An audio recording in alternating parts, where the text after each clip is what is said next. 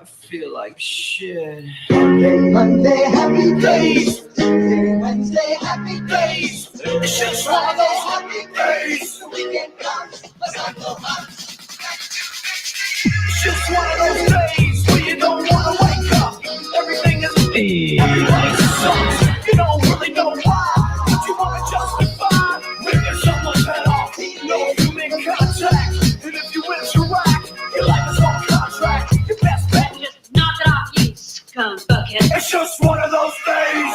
It's just one of Monday, those. happy days. It's just one of Tuesday, those. happy days. It's just one of those Happy days. The weekend comes, let's not go on. Ready to extend. It's just one of those days, feeling like a freight train. First one to complain, leaves with the bloodstain. Damn right, I'm a maniac. You better shoot, cause I'm fucking up your program. And you go stuck up, you just locked up. That's the line to get fucked up. Your best bet is to stay away, motherfucker. It's just, I'm losing my cool. it's all Monday, about, happy days. it's just one of Tuesday, those, happy days. it's just one of those Happy days. The weekend comes, let's not go on. Ready to extend. Feel like shit. My suggestion is keep the distance. Right now I'm dangerous. Right now I'm dangerous. Something's happening to the bonds. My day keeps going this way and this way. I'll pop you one so you'll stop playing games. Give me something great. Give me something great. I hope you know I'm like a chainsaw. A chainsaw. A motherfucking chainsaw. What?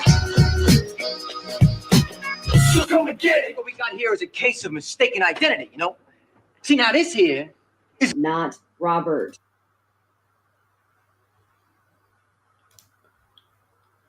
Take that off of there. Oh, I'll close that as well. Perfect. Good evening or good afternoon, everybody. Thank you very much for coming along. Ladies and gentlemen, my name is Chief Moody, and welcome to episode 89 of the Mood of the Nation podcast. How is everyone doing? I hope everyone is doing fantastic on what day today is, the 17th of July. I was out earlier on, I think it was around about maybe just after 3. I was just going out just to get a couple of groceries. Because I just having a bit of a late lunch just before I went live. And when I was walking there and back, it was it was warm. I think what made it worse was the case of it was a lot more humid, which I think definitely makes it a lot more warmer than it should be. So yeah, but that, of course, being said, that was that earlier on. So got everything all sorted up, got my phone and all of that. Let me have a look and see who's in the chat first of all. And see who's here. I think, again, just a lot of familiar faces. Gammon Sandwich is with us. How you doing? Thank you very much for watching the show. English Bulldog is with us. How you doing? Rigor Mortis is with us. How you doing? Thank you very much for watching the show. We also have English Rose is with us. How you doing? Thank you very much for watching the show. Streaky Bacon. Inshallah, Streaky Bacon. How you doing? We have Aunt Sally with us. How you doing, Aunt Sally? Thank you very much for watching the show. Kenny Henny is with us. Thank you very much for watching. Toby Radley, how you doing? Thanks very much for watching, Toby. And we have Roscoe in the chat. How you doing, Roscoe? Thanks very much for watching. No Name is with us. How you doing, No Name? Rob D is with us. How you doing, Rob D? Appreciate you being here. Felix Borer, The Tip After Dark. Good afternoon to you too, Felix. Thank you very much for watching the show. Yeah, so thank you very much for coming along for the episode 89. Oh, sorry, you just popped in the chat. What Tyler 1381. Thank you, What Tyler, for watching the show. Thanks very much for watching. So yes, hold on 1 second from Rigor Mortis. Monday and Tuesday is meant to be a scorcher, lads. I keep hearing this over and over again. We're supposed to be having like a huge heat wave coming along during the summer. I heard that this was meant to happen late June, but then I keep getting told, oh no, well, actually it was meant to be the start of July that's meant to happen, and then I end up getting told, actually no, it's meant to be happening during this time around in July. Now I'm hearing, and from what I can gather, is that it's meant to be actually like really hot, of course, sometime this week or maybe towards the end of July. But of course, Rigor Mortis in the chat just now pointed out that I'm assuming it's tomorrow for Monday. I'm not sure, but if it is, then Monday and Tuesday are supposed to be the hottest days we're meant to be getting. So we'll see how it goes, because I'm actually planning on, I'm off work tomorrow anyway, so I'm actually planning on having maybe like a morning or afternoon walk. Not entirely too sure yet. So again, maybe it will depend on that. If I do go out, I'll probably feel the heat then, but who knows? I'll definitely check and see. I will see from there. So let me see. Aldebaran, I hope I pronounced that right. Thanks very much for watching. The Fawn's actor was a Jewish, very probable pedophile. Black Pill did a stream where he featured him. Oh, all right. I've been told before that he is part of that tribe, but I wasn't. But very probable pedophile. I'm not entirely too sure about that. That's news to me. But yeah, that's quite information to take in with that. So, but anyway, thank you very much for coming along and watching the show. So today, folks, we got quite a lot of info to go over. I would say maybe the first part of the show, there is an article to cover. Well, couple of articles, but it's basically the exact same story overall. And then later on after that, there will be, I would say, a more lighthearted type of story to cover. Well, it's not really a story to go over. I think what I wanted to do was, originally what I wanted to do for episode 9, I kind of felt like there wasn't really much news stories to go over. Although, to be fair, that even though I was going for about like a month before episode 88, a lot of people within our side of things, of course, shows like PWR, Tea Time with Sam and Laura, Renew Britannia, PA Talk, Ayatollah's show, you name it, but have already made their own talking points of what's been going on. I've already talked about what it was like at the PA camp during this month. Talked about that with Kenny on the previous episode. If you missed that episode, you can catch it on this channel or even on Odysee. I would prefer you would watch it on Odysee, because that's, of course, the platform of choice. If you can, of course, not saying like you have to, but just to point that out, of course. I also just want to check something as well, folks. Might as well take this on. I don't really need that at the moment. One sec, put that there. Yeah, I was going to ask. I'd wanted to check something as well. Is the sound coming through okay for everybody? Because I watched episode 88. Oh, well, I was watching maybe bits and pieces of it here and there, just to see how the episode went. And so far, from what I've seen, it was actually a very good episode. A lot of people say it was a great return for myself for the podcast. One thing I've noticed, though, on my part, is that some of the audio wasn't too loud, or it kind of come off as a little bit too quiet. So I just want to make sure, I'll even also pull this up a little bit just for my microphone, just to make sure that the sound is coming through okay. So if it sounds too quiet, please let me know. If it sounds like okay, again, please let me know. So maybe just for this part here, folks, can you all let me know if Rob D is coming in through sounds okay here? That's fine. Who's holding out on the likes? Shame on you. Yeah, definitely. Please hit the like button. I would greatly appreciate that. Of course, it would help out the channel a lot more doing so. Rigor Mortis is a lot of people coming through. Rigor Mortis, Gamma Sound, English Rose, Streaky Bacon. Sound is good. Right, that's sound is sound. Thanks, Streaky Bacon. Right, perfect. So the sound's coming through. Okay, that should be good. Hopefully, it'll be a bit better than the previous episode. But again, that's just me with that. So yes, we're going to be covering a fairly recent news story that came to my attention in PA Scotland.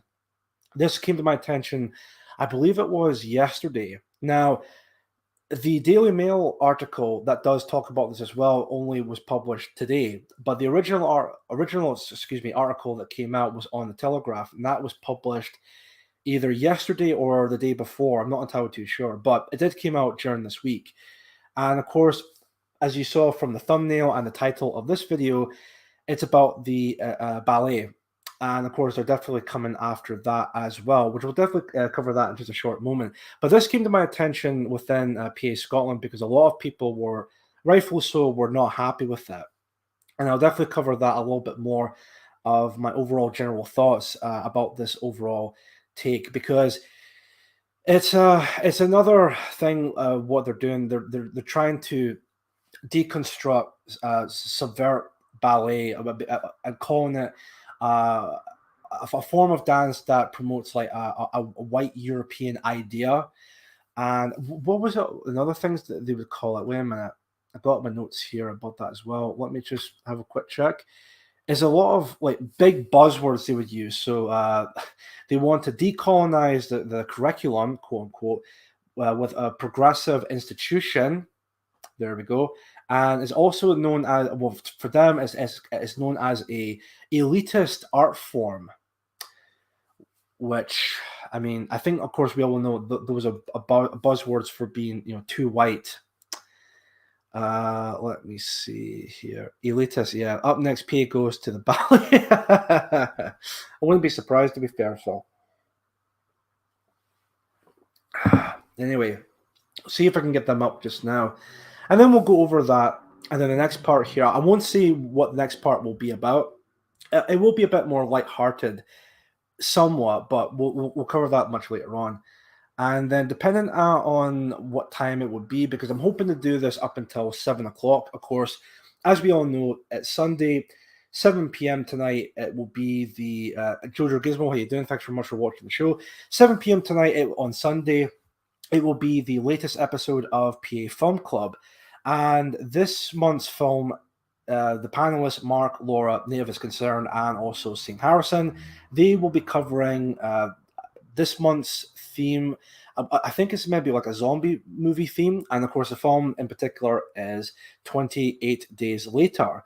Now, I know there's a lot of debate with that film. Like, well, technically speaking, it's not really a zombie film. It's more of a infestation film, whatever fucking buzzword they would use. But if you watch the film, or if you have seen the film, it does borrow a lot of elements from previous zombie films. More famously, films from George A. Romero, like Night of the Living Dead, Dawn of the Dead, Day of the Dead, you name it.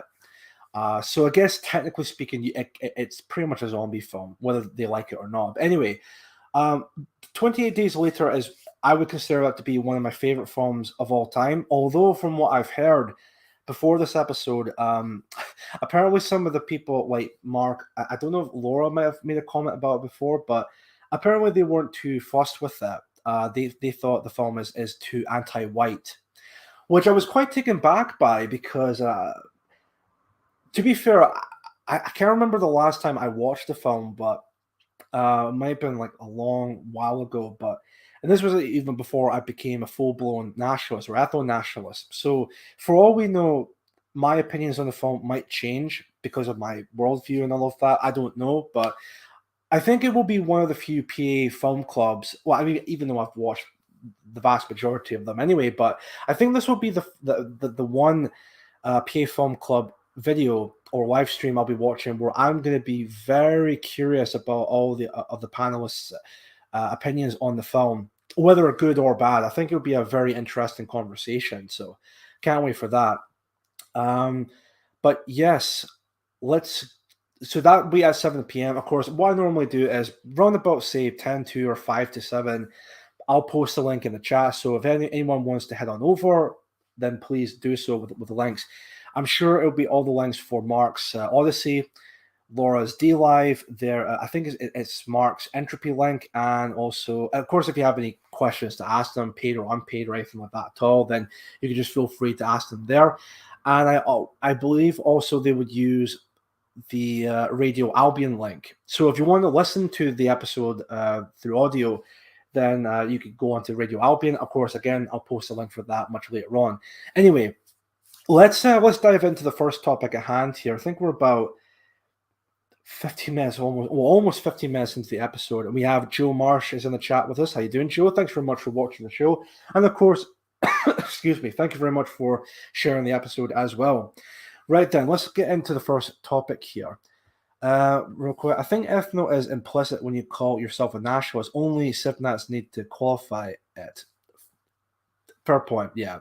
I think I remember people saying that as well in the past. Like, oh, well, I would just call myself a nationalist. And of course, I would know what I would come to understand why that would be the case. I mean, which of course, fair point to make. Anyway, let me see if I can get my notes up here for what I want to discuss just now. and then we'll get right onto it. So, of course, as I said, we'll delve into the first topic at hand, which is all about ballet. And something, of course, as we all come to find out what they're doing with this, of course, like anything regarding to white European history or culture or anything like that at all, these globalist scumbags are trying to subvert it as any way they can regarding to that. Right. Again, there really shouldn't be any audio for these, not like any videos or anything like that. So what I'll do is I'll share the screen, of course, and then we'll get started. Yeah, there we go. Share audio just in case. We'll remove that. Come in here with that as well. Right. So here's the first one from disclosed.tv.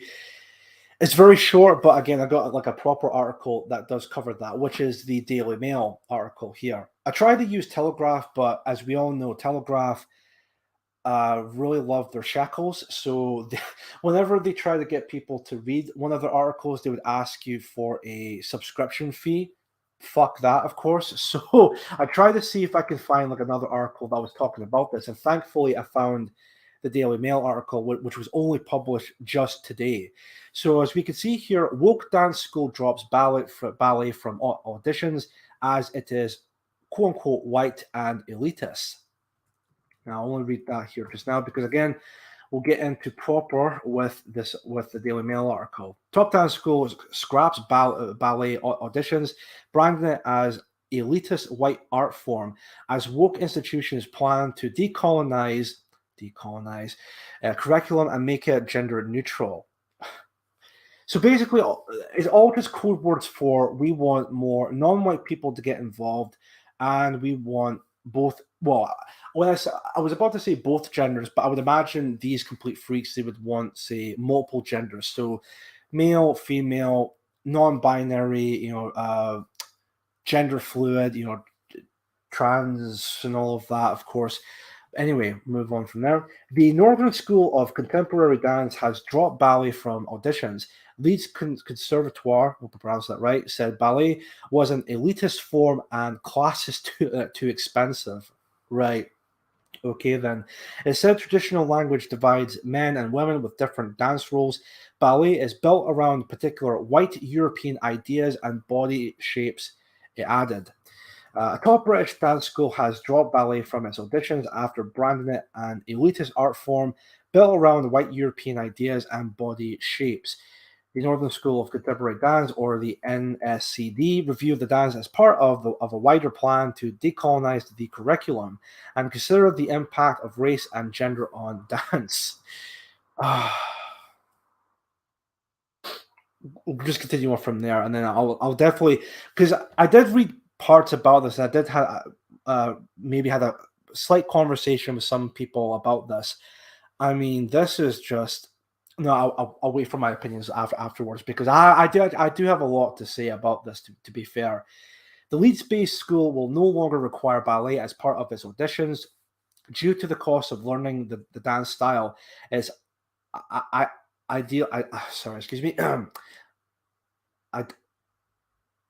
idealization of particular body shapes and gender divided roles, staff have said. Let's see, head of undergraduate studies at the Conservatoire, Francisca McCarthy, called ballet an elitist art form.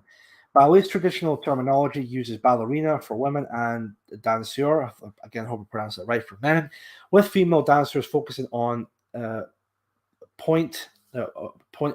maybe poignant, I think it might be pronounced, work and lifts and leaps for men. If I don't pronounce this right, again, my apologies for that. I know I may sound like a fucking idiot, but listen, I do try.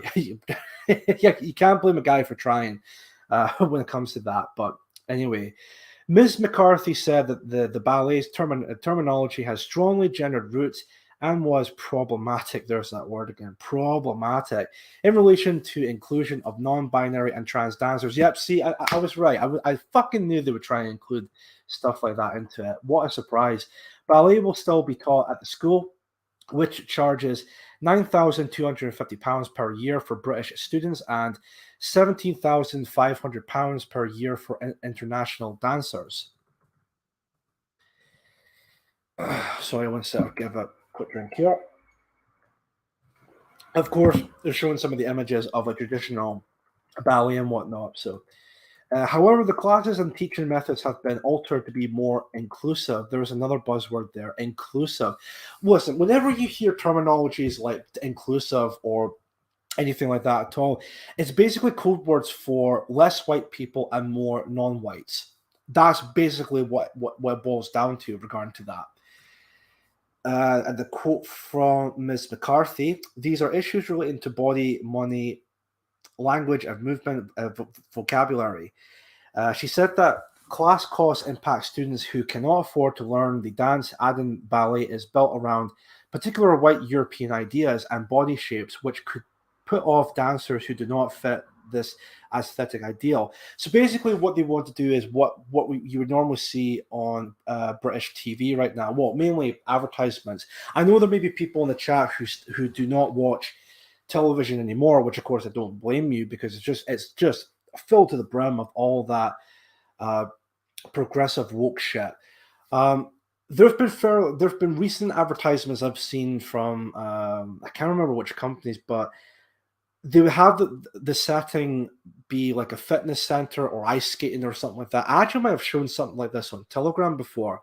But they would get all these like plus size models, like really look, they're fat, all right, like I would say fatter than me. Like, let's just be brutally honest here. I mean, I'm not like a skinny me myself, but they make me look like I have anorexia. But anyway, that's beside the point.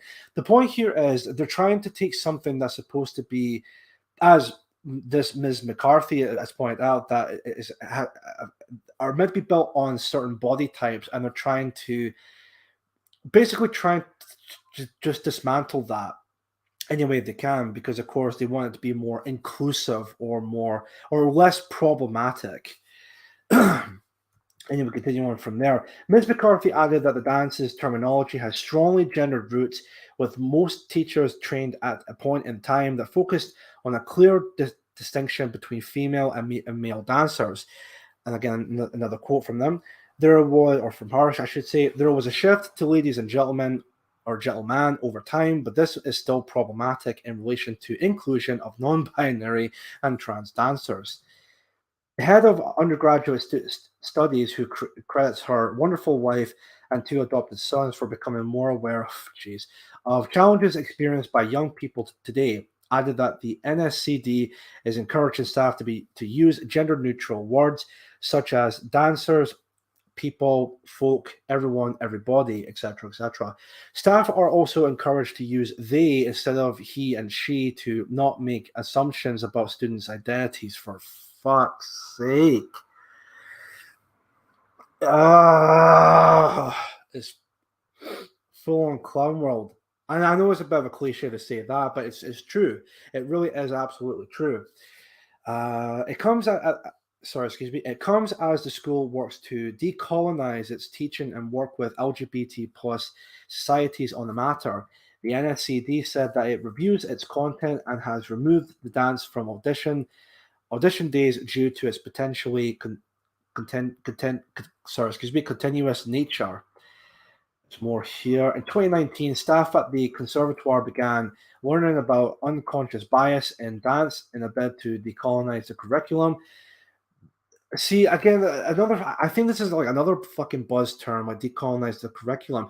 Again, I think that when I hear decolonize the correct, see if it's to do with like a white European country, they want to decolonize this or decolonize that. I think what it's trying to say is it wants less white people involved. That's what really comes off to me. Maybe that's me looking way too deep into it or anything like that at all, but that's what I'm hearing in my head. Decolonize, whatever the case may be, are code words for making it less white or less European. But that's what it boils down to. Again, from what I can tell with that. Maybe some people in the chat might agree, maybe not. I don't know, but that's what it comes off as. This was further prioritized following the Black Lives Matter protests in 2020. Here we go.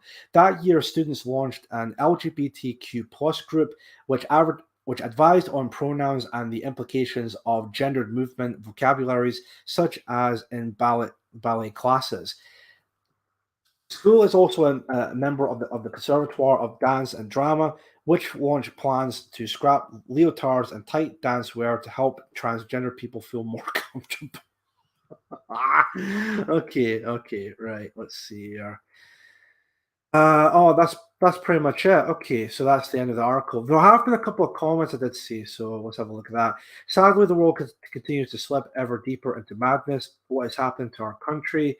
Ballet school was an experience not to be forgotten. It certainly formed the foundations of my desire to support students' physical and mental health just as much as their physical, creative, and artistic skills and understanding. A direct quote from several years ago from the same lady who wants to scrap it. Good enough for me, but not good enough for you. It's the everyone gets a trophy generation now. So anything that's too hard gets bent. See, I kind of have a feeling that's more like a Sivnat kind of talking point. Which I mean, look, a lot of Sivnats. I don't know when it comes to this, but it's not really this particular news story, but it's quite a broad spectrum of news coming out. More specifically, what's happening with Boris Johnson. Now, I know that's something I've talked about in the previous episode, but a lot of the Sipnats are trying to make out points like, well, this is hypocrisy, this is, this and that. And it's like, well, I mean, like, yeah, like, you're not wrong, but first of all, they don't care if it's hypocrisy or not. And second of all, that's not really the point. The point here is that they're trying to take everything that makes, say, ballet or anything like this whatsoever as white European and just trying to just shit all over it. That's basically what it's ultimately about. There was something I've watched earlier on. I think it's by the Quartering, I think his name was. Some of you might have heard of him. He had a bit of a beef with Miss America a few years back. I mean, I'm not really a fan of the Quartering as well, but anyway, he made, again, very similar to what I was talking about there. He was talking about, or he was reacting to the trailer for the new upcoming Amazon TV adaptation of Lord of the Rings, The Rings of Power, I think it's called. And sure enough, like, he was making the same talking points, like, oh, this is like woke trash. This show is going to be terrible. It's going to suck. It's probably going to be cancelled within its first season, and you're seeing a lot more dislikes and likes. And the people who are behind the channel are monitoring the comments section by deleting some of the comments. And it's like, look, Quartering, Jeremy, wherever your name is, you're not wrong in making those points, but at the end of the day, that's not what it's really ultimately about.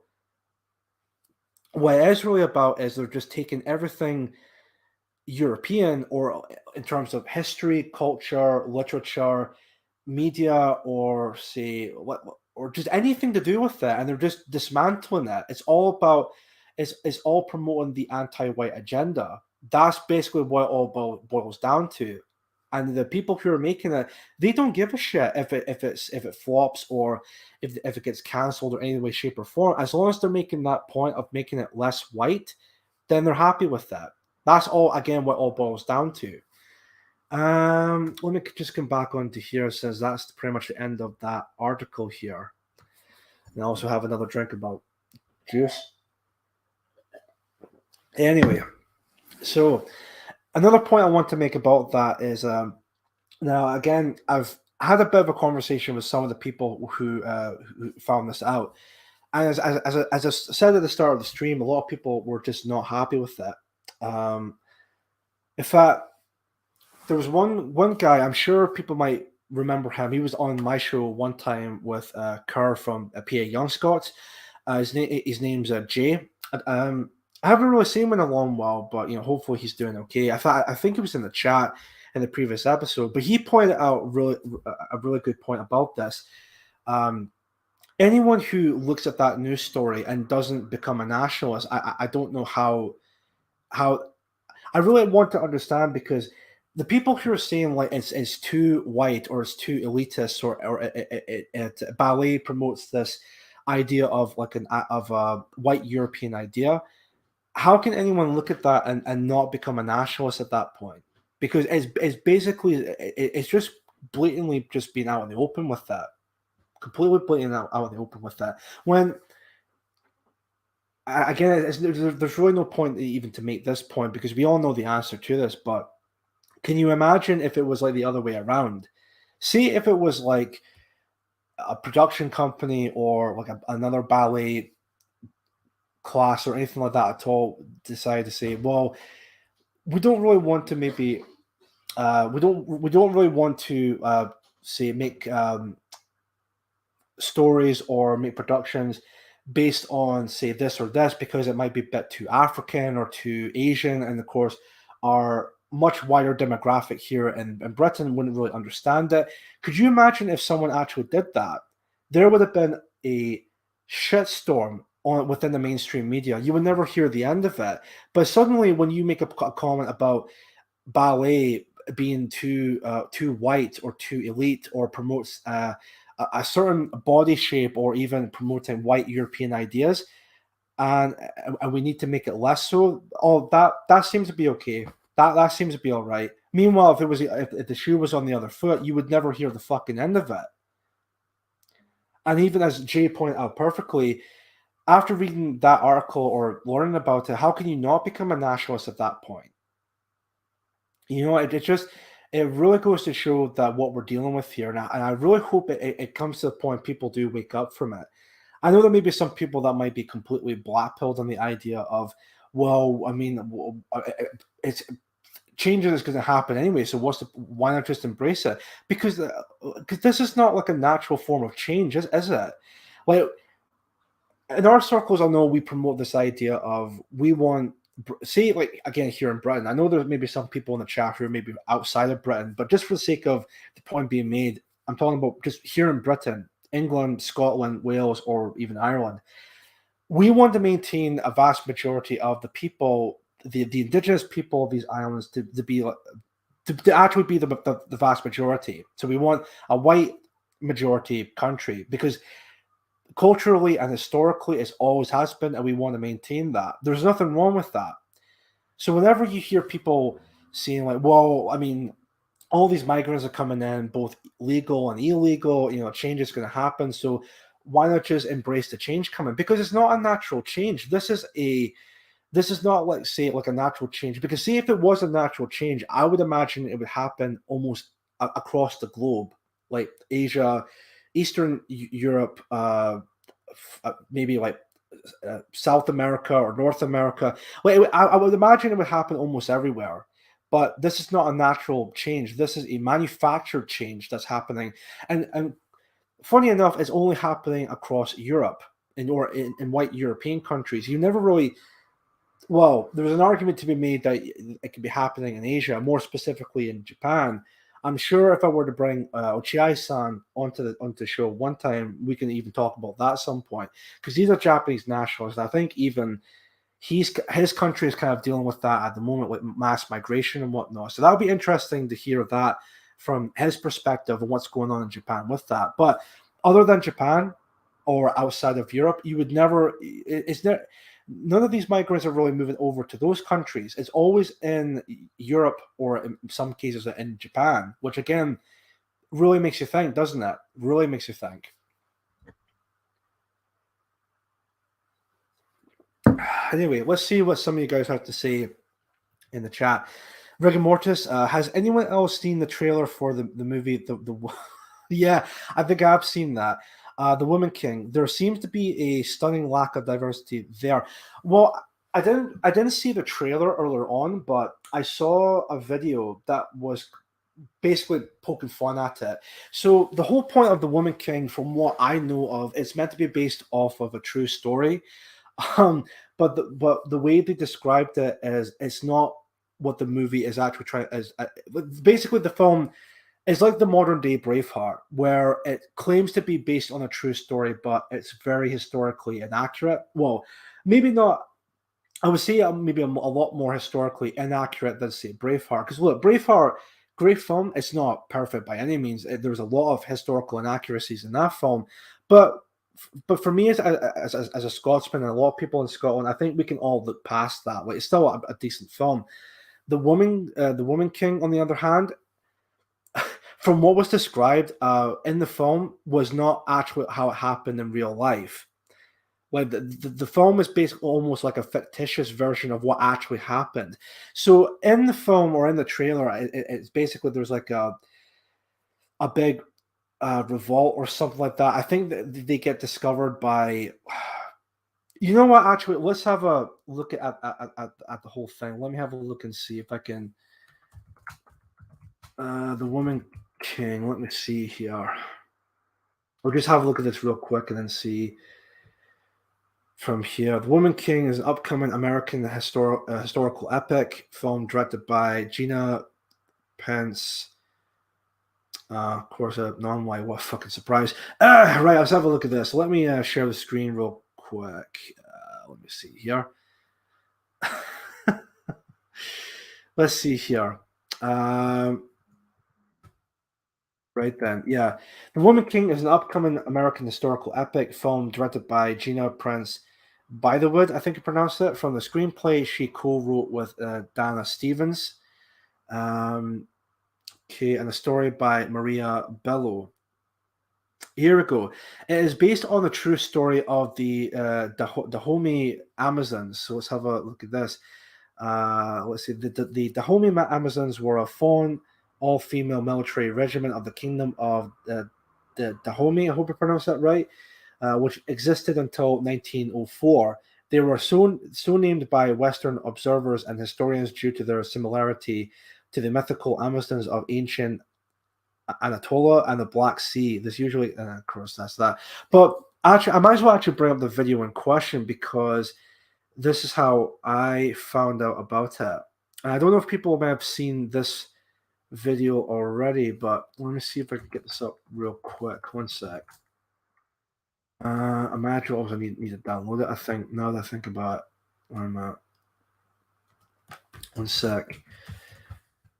Sorry, folks. I didn't actually think to maybe like bring this up or anything like that at all. But what about this? Yeah, it might be here actually. Let's see here. Yeah, right. Okay. What to do is let me just quickly download it and then I'll share it again as well. I'm also seeing if I can get this up here. Save as. Yeah, one sec. Yeah, I'll save it there. Why not? And it really shouldn't take long to download. Just want to make sure if it's still not. It's not sharing the screen, right? That's fine, perfect. Just want to make sure of that. Ragnar Iron Spear is in the chat with us. How you doing? I hope you have you on the big TV. I'm working out this technology crap. Oh, excellent. I'm on the big TV. Well, that's good to hear. So, rigor mortis from the trailer description. Bow down to the most exceptional female warrior to ever live. Viola Davis as hashtag the Woman King. Jesus. Rigor mortis again. I'm guessing Boudica and Joan of Arc meant nothing since they are white. Well, probably that might be the case, but who knows? Well, at least from those people, I would imagine. Is the video downloaded? Wait a minute. It really shouldn't take that long, but don't really want to move to the next topic because I kind of want to maybe talk about this. Well, while this is downloading, there is something I want to also mention as well because it does tie into what we're just talked about in terms of what they're doing the ballet. But we're seeing this all across, say, like everything to do with Europe. I talked about this on the show before, but there's a game coming out for the next gen, I think for the PS5 or whatnot, called, I'm sure people have heard about this, called God of War Ragnarok. Now, for those that don't know, God of War is a long time and very well-known, very popular game series from Sony or the PlayStation. It has garnered multiple games. Back in 2018, it came back with, technically it should be called God of War 4, but obviously because it was a long time since the previous game came out prior to that, they decided to call it God of War, but it's not like a reboot. It's more as a continuation of the main story. So previous to God of War 2018, what people normally call it, God of War was more about Greek mythology, and it followed Kratos, who is a completely different take on the original Greek myth. So he becomes a god. He becomes the God of War by killing Ares and whatnot. he then goes after the rest of the Greek gods, and of course finds out at some point Zeus is his biological father.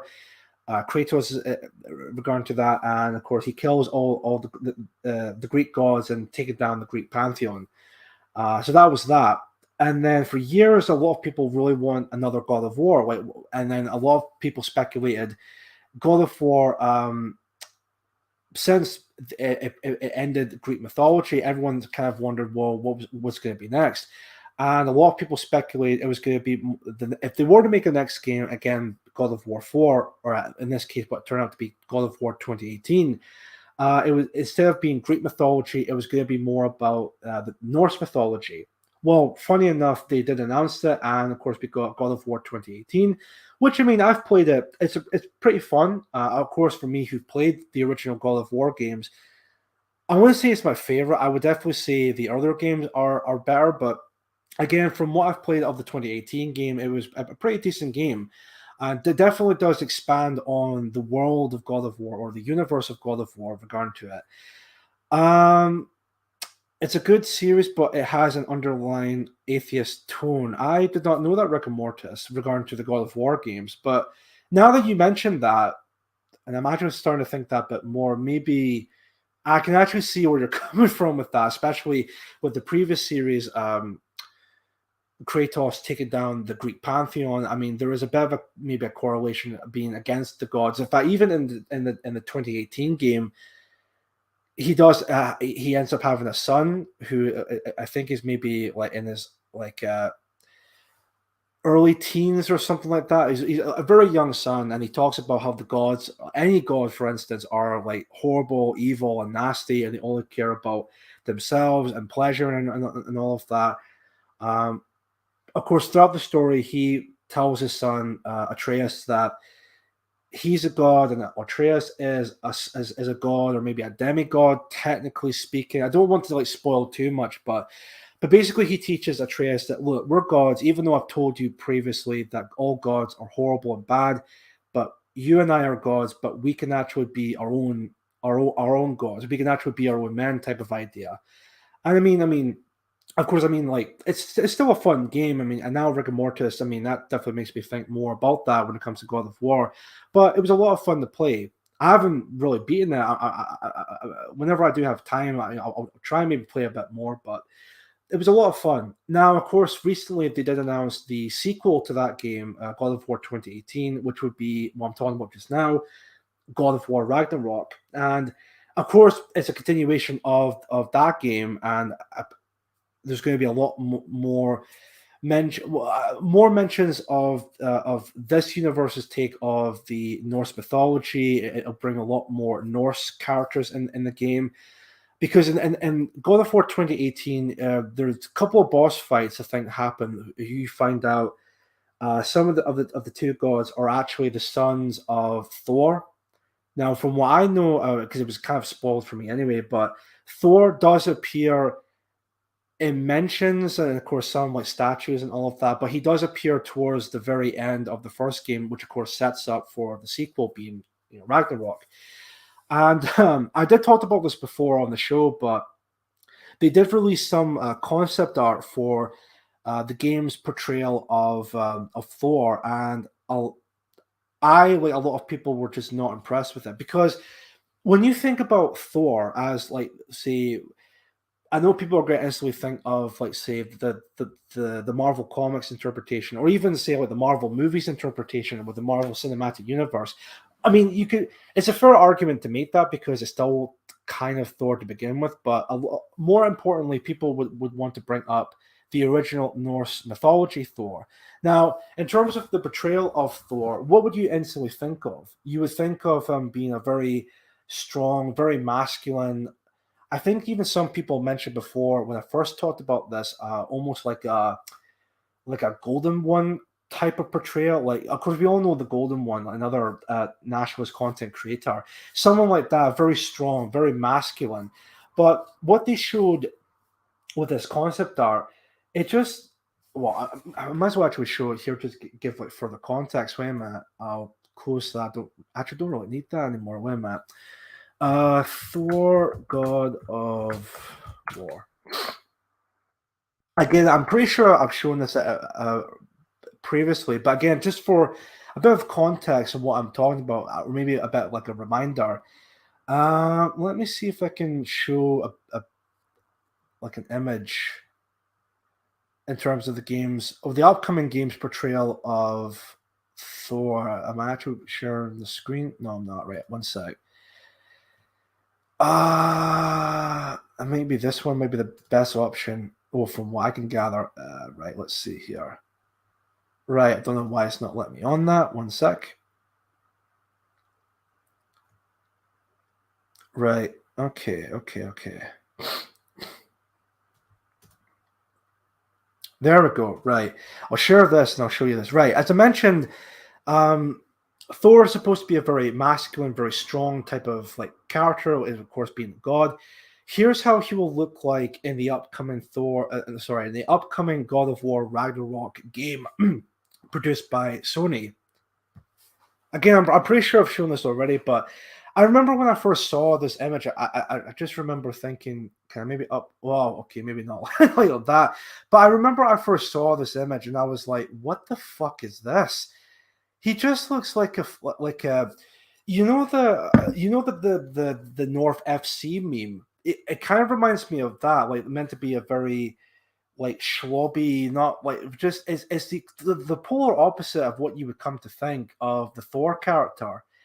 And I remember just seeing all of all of the blatant cope from the people defending it, saying, "Well, in real life, there are people in the world who are like that, who are very strong, but they're not like really well built." It's like, right, okay, then, but at the end of the day, why is it then that every single painting, artwork, comic, film, TV show, or anything like that at all that's Thor in it, why is it that they always portray him as a very strong, masculine type of god?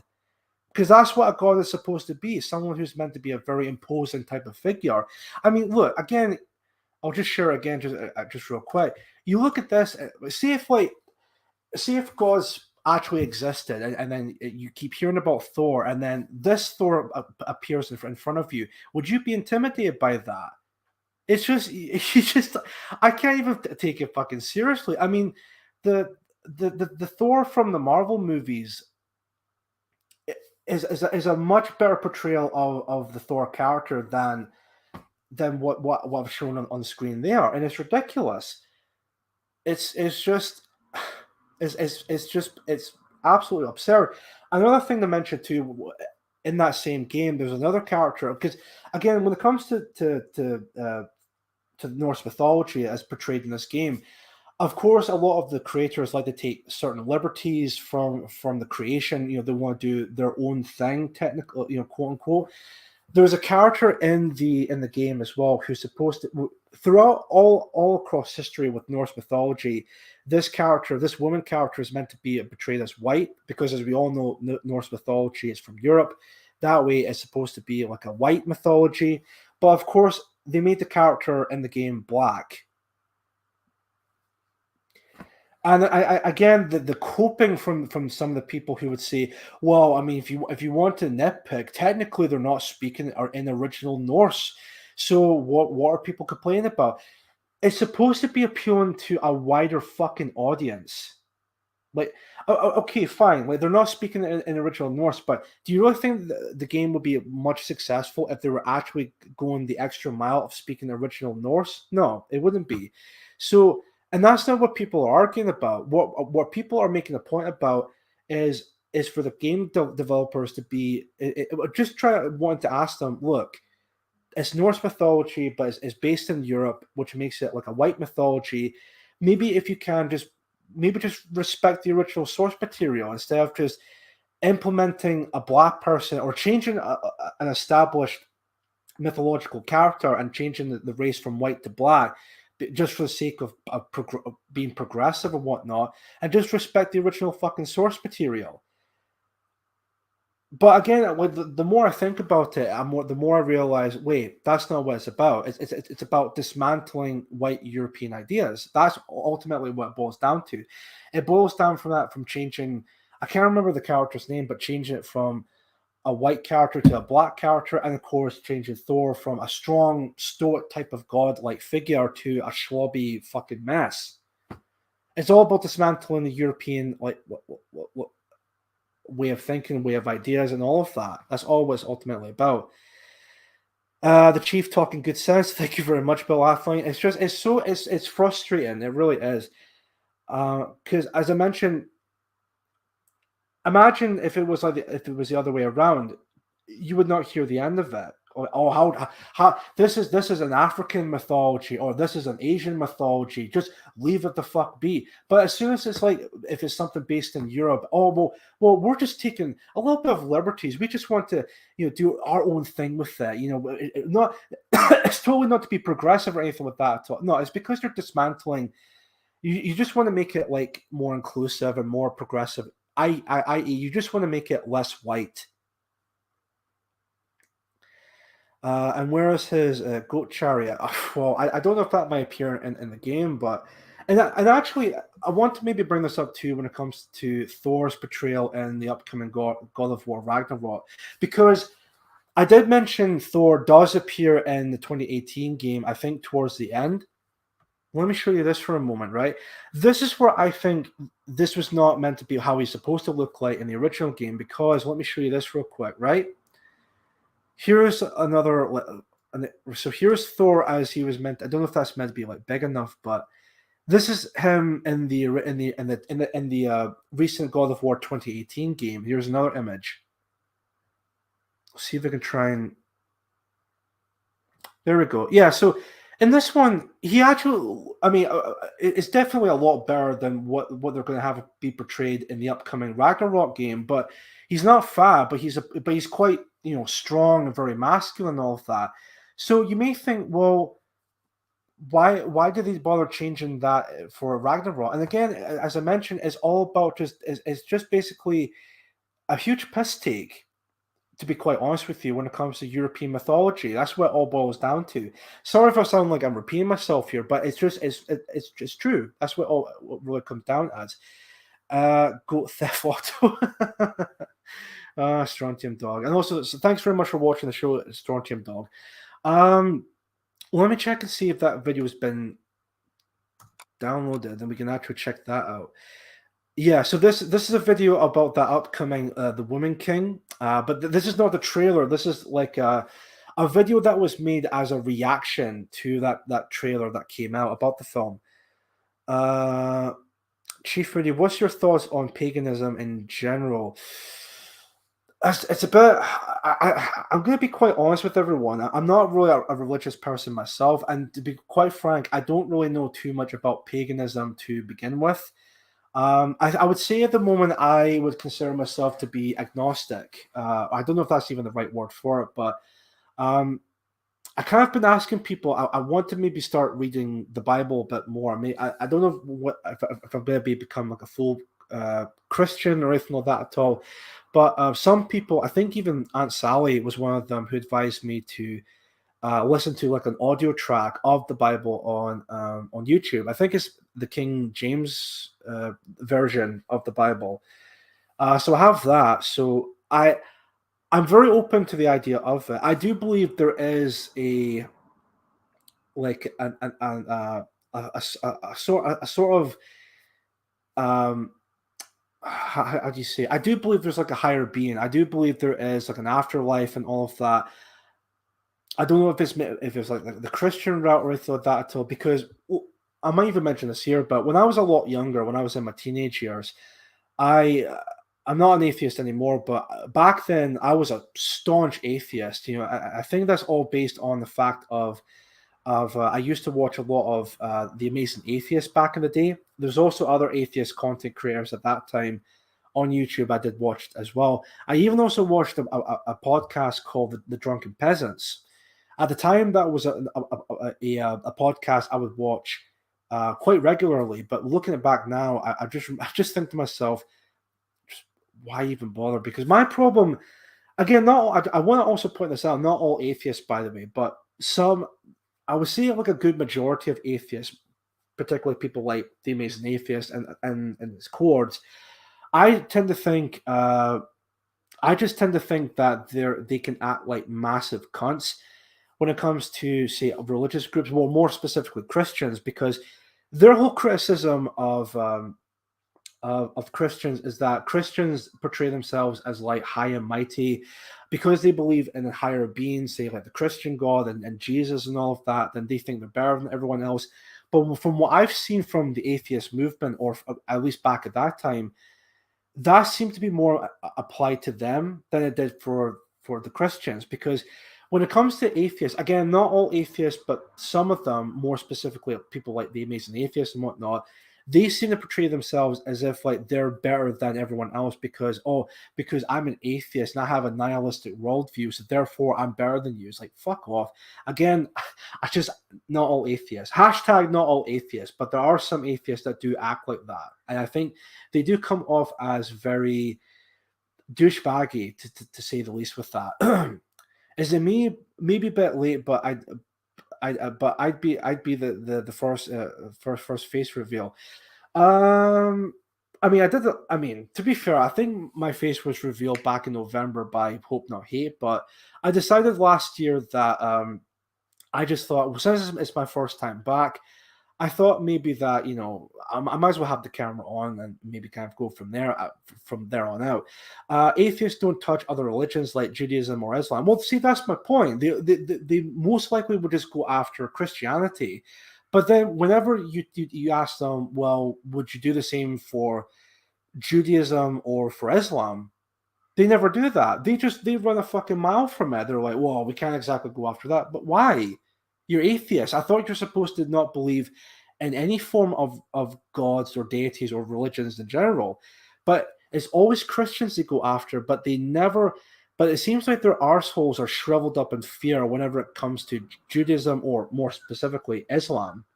They never touch those religions, but Christianity, that's fine. You can mock Jesus all you want, but if you dare to draw a picture of Muhammad, ooh, that's a bridge too far, apparently. So I don't even know agnostic might be the right word for it, but I'm definitely open to believing more of the Christian faith. And definitely we'll see from there. I definitely got like a what's it actually called? It's I think it's the King James's version of the Bible. I do have that listed in one of my playlists that I would go on to from time to time. I've started listening to it, and I think I'm on the 6th chapter, if I'm not mistaken. Now, I'll probably might read more of it if I do have enough time, but we'll definitely see with that. Atheism has produced nothing of true value or cultural standing. Tear down Christianity and replace it with nothing. Yeah, fair point, Ross. Fair point. Christianity is the soft target because Christians don't get violent. Yeah, again, that's a very good point. Regarding to that just now. Strontium Dog, Jays would shut them down. Muzzles would blow them, or Muzzies would blow them. Oh dear. I mean, you're not entirely wrong, to be honest with you. But James Andrew Morrison, how you doing, James? I will die on the hill for you to be a Christian. I will not cross the street for a Muslim. Fair enough. Good. I appreciate that. Turn the other cheek mentality again when it comes to Christians. Have a listen to the the stories are really interesting. I'll have a look at that, yeah, later on. A magical Jewish zombie. Oh dear. Anyway, I think I've got the video up here of the Woman King. Again, this is not the trailer, but this is like a reaction, as I mentioned before, of the trailer. Well, not like a person actually reacting to it, but I think they made the video after they've seen the trailer. But anyway, I'll see if I can get this up here, and then we'll have a look at this. This is the Woman King starring Viola Davis. Is it Viola or Viola Davis? I'm not entirely too sure, but anyway, she's supposed to be like an Oscar-winning type of actress. Now, I don't know whether or not if that's meant to be genuine or she got the Oscars because of nepotism, because she's black. But anyway, let me just go back onto here real quick, and then I want to see if I can share the screen again. Here we go. Let me see here. Okay, I got the video up here. Right, so this is the video in question. So 3, I'll just play it all the way through, and then we'll get back. It's only about 45 seconds long, so it's not too long, but we'll get back onto here with that. So 3, 2, 1. Ready for war? Where you going?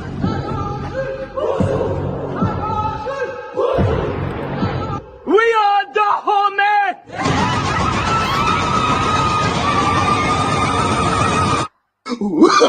Oh, no, no, no, no.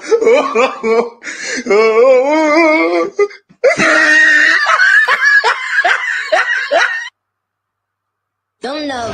Take my power.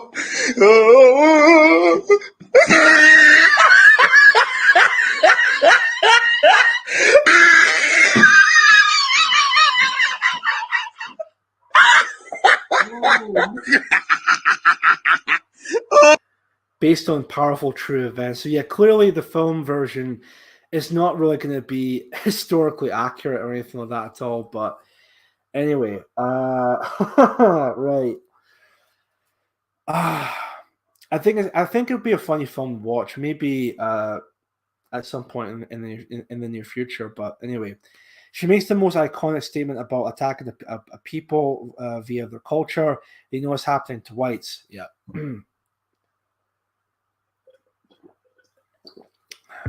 Laugh my ass out. We shall fight them. 2 hours later, we shall bury them.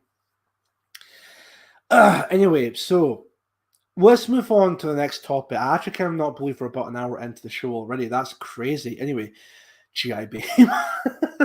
Right, next topic. Anyway, I don't know how long this will take, but depending on that, maybe if I do finish this one before the show start or the show ends, we can maybe move on to general questions or anything like that at all if you guys want to. But again, just depending on that as well.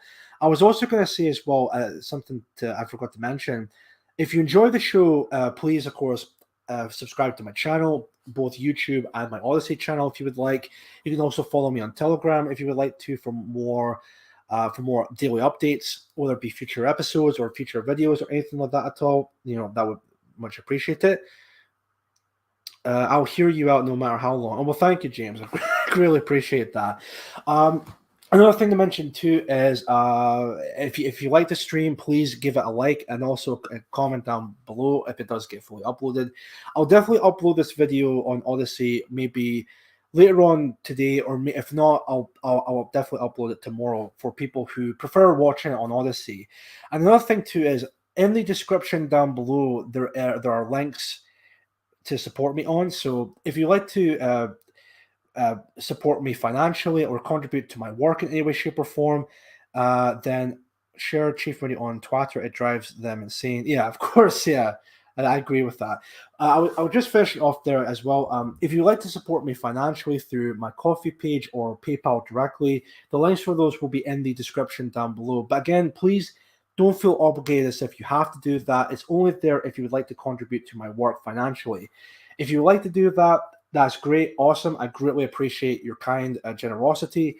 If you do not want to contribute financially, again, no promise with that whatsoever. I'm not going to lose any sleep or anything like that at all. My main thing with this is, as long as people come back watching my content on a daily basis, and if you enjoy my content, then that's all I care about. That makes me happy, regardless if I get paid for it or not. So, but the option is there, and they're down in the description. Anyway, let's move on. I don't know if this would be the final topic of tonight's episode, but we'll definitely see with that. Ragnar Iron Spirit's with us. How you doing, sir? I think you'll be live as well at 7. I don't know if tonight will be the episode where you'll have Woodlander on. Not bad have Wood on this evening. Oh, yes, right. So people, Ragnar Iron Spear will be live at 7 as well. He'll also be having with them the Woodlander as a guest. So again, I'll also post a link for that later on if you guys are interested with that rather than the PA Film Club if you want to. But anyway, moving on from there. Ragnar Iron Spear writes, Chief Woody, I'd like to get you on my channel some Sunday evening. Yeah, that's completely fair. I'm usually free on the Sunday evenings anyway. That's I would say maybe. Oh well, then again, I could possibly do that around about 7 or maybe just after 7 because I do stream every Sunday from 5 p.m. till 7. So yeah, I'm definitely free even after that. So if you want me on at some point, Ragnar, you could find me on Twitter or Gab or Telegram. You can message me off there, and then we can message back and forth.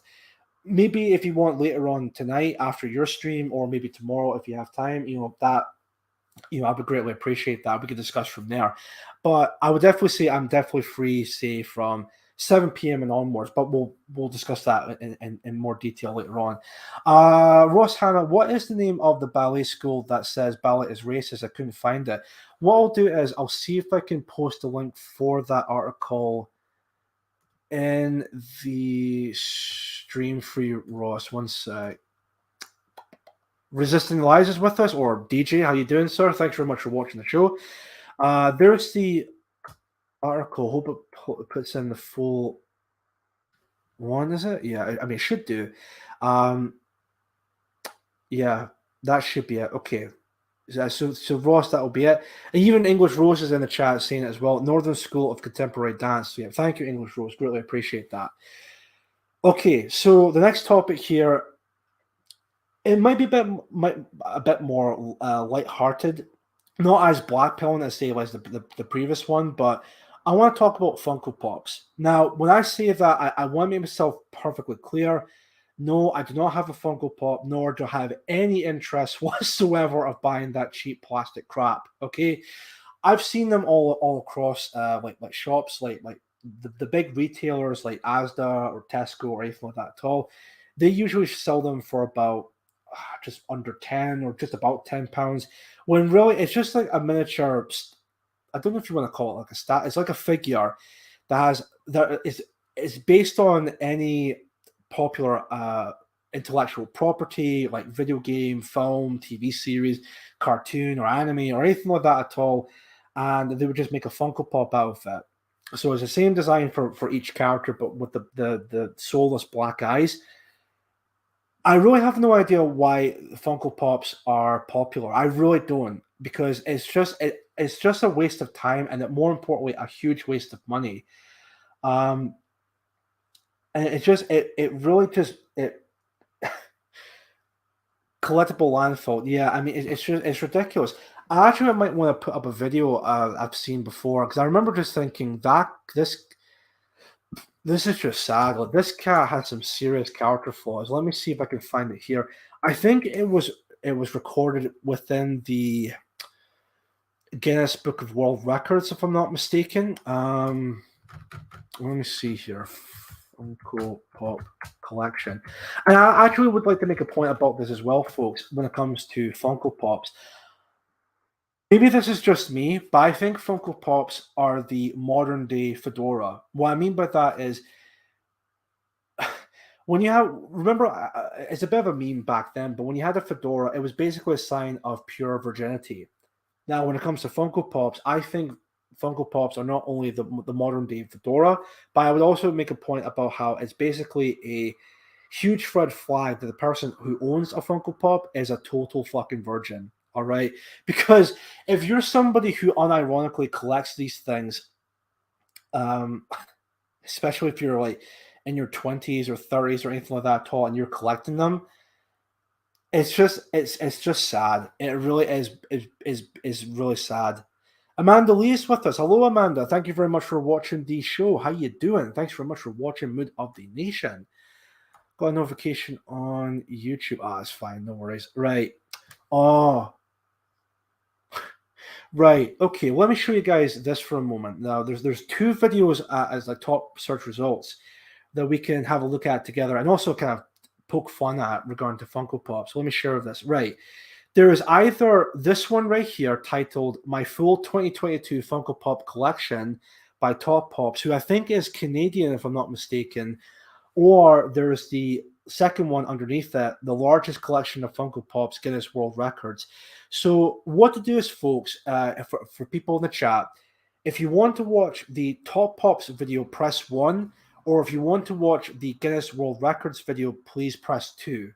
And that's entirely up to yourselves, and we can watch either one or. So Top Pops, type in 1 for Top Pops, or Guinness, or type in 2 for Guinness World Records.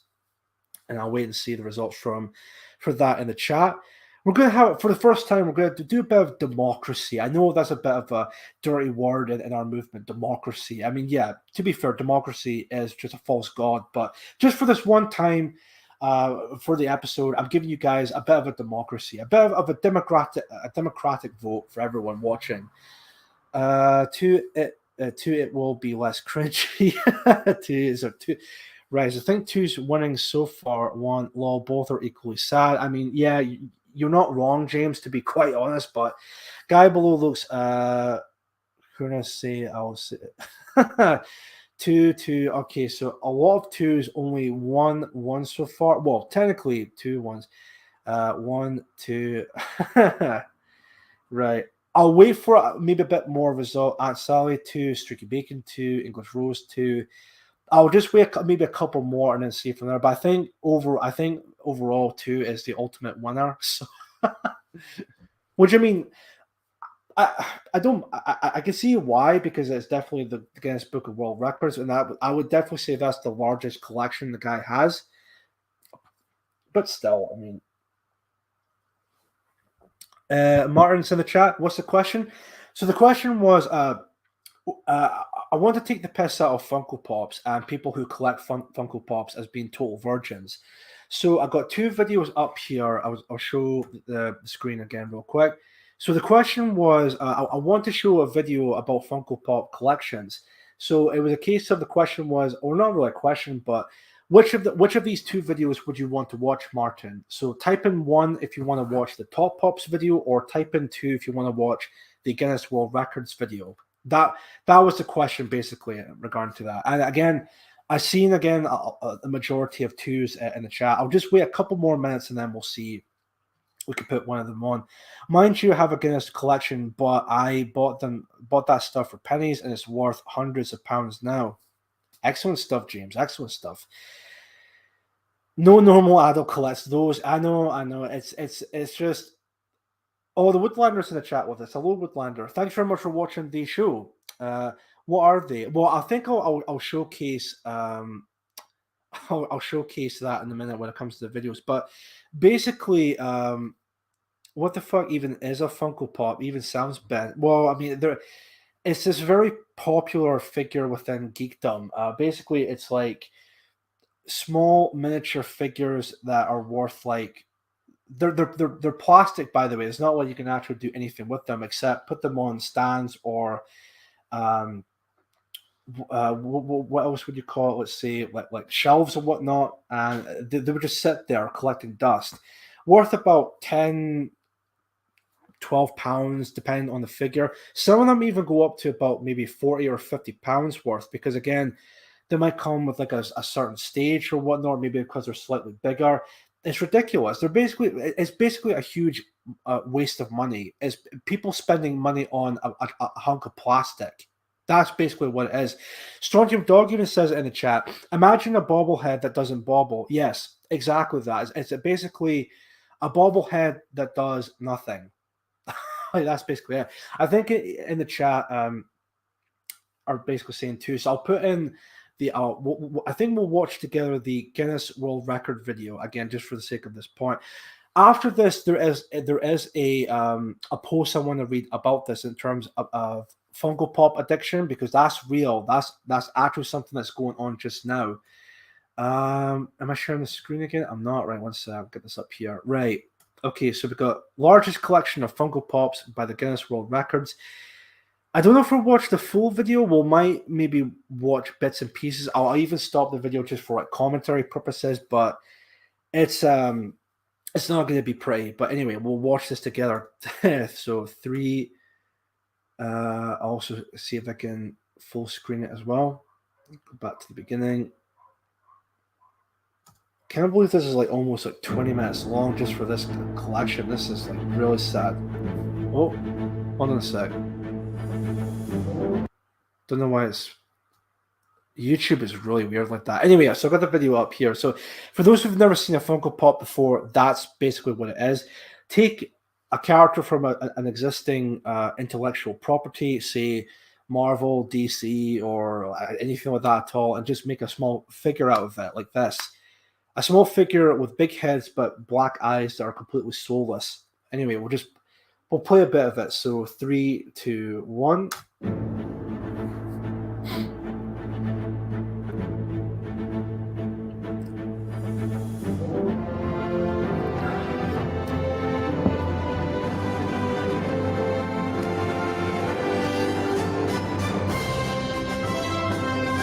My name is Paul Scardino, and I have the largest collection of Funko Pops in the world. Welcome to my madness. We're going to walk through my collection today. Now, here behind me is the Marvel section of the collection, which is quite a few pops. Now, this starts the Marvel Cinematic Universe pops, so all the Marvel movies in sort of an order. I'm sorry, I need to pause it for a minute. You could just, let's actually go back to the guy real quick. I mean, just, I don't want to be that guy who, you know, judges a book by its cover, but just look at him.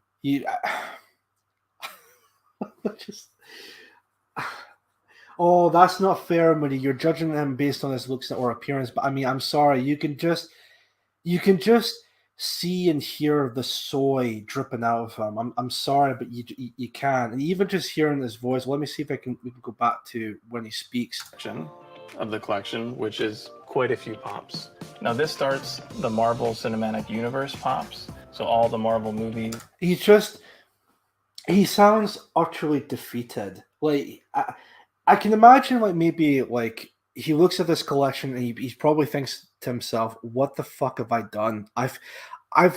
This whole room with these figures. I would imagine if you were to sell all of it just now, it'd be worth like millions of dollars or pounds. It'd be worth a hell of a lot of money. I mean, it's just such a waste. I don't understand how people can just waste their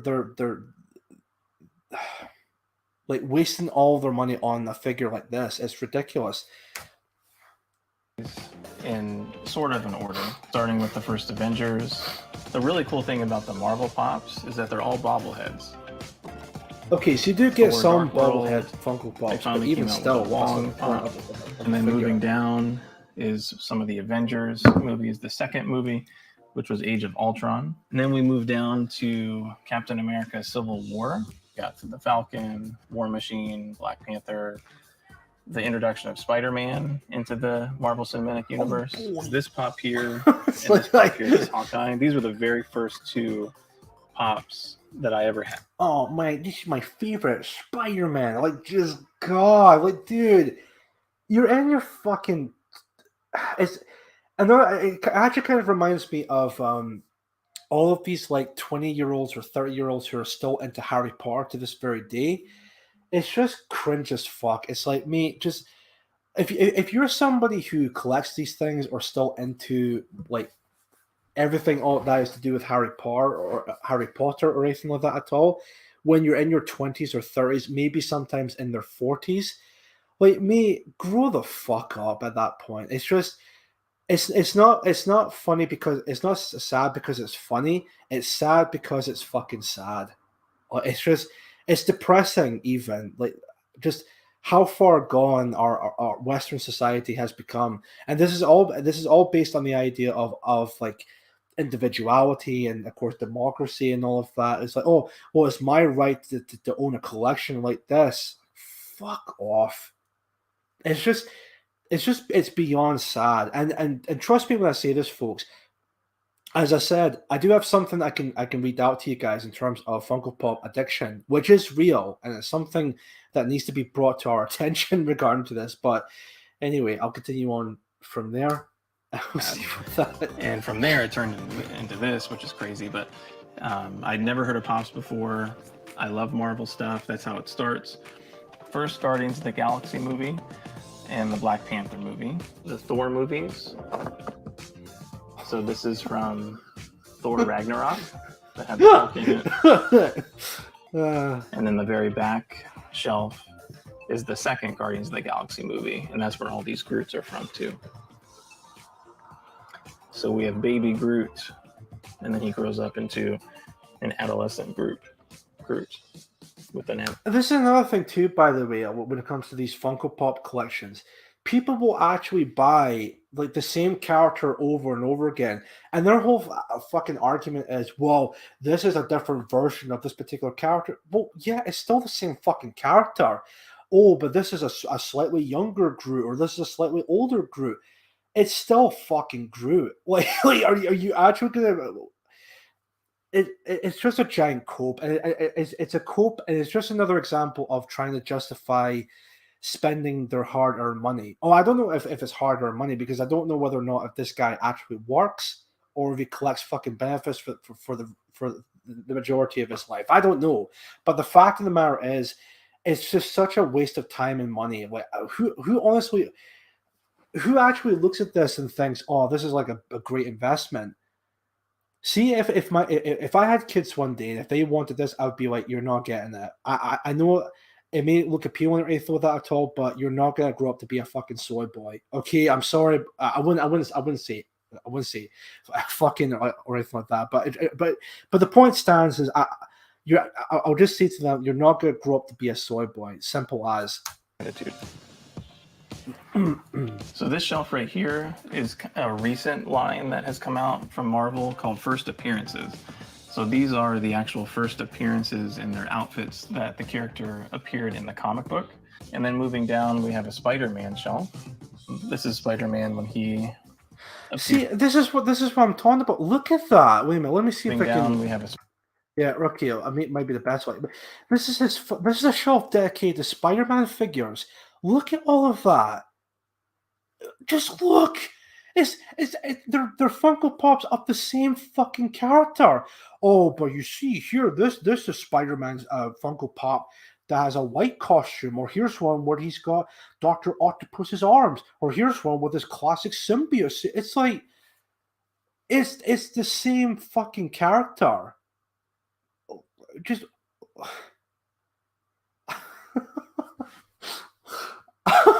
it's just I really am curious what the chat is saying, because I mean, see, if I was not doing the show and if this was on another stream, I would be very vocal within the chat. Let me just have a quick look and see what's been said in the chat through my phone. I mean, let's just like English Rose. Here's from English Rose. Am I mean for finding this such a turn off? I don't want a man who acts like this. No, you're not wrong, English Rose, to be honest. See, if I was actually dating a woman who had Funko Pops, I would be like, yeah, this is fucking over. You know, I don't want anything like that whatsoever. I mean, the woman thing, I mean, you can maybe make an argument. It's like, it's maybe to do with like a popularity thing. I don't know, but it's cringy as hell regardless. But Joe Marsh, they look like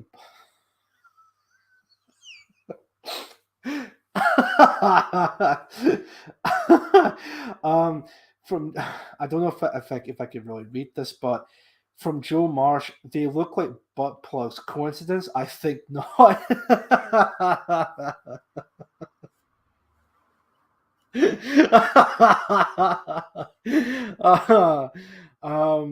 Well, to be honest with you, Joe, I've never thought of it that way, but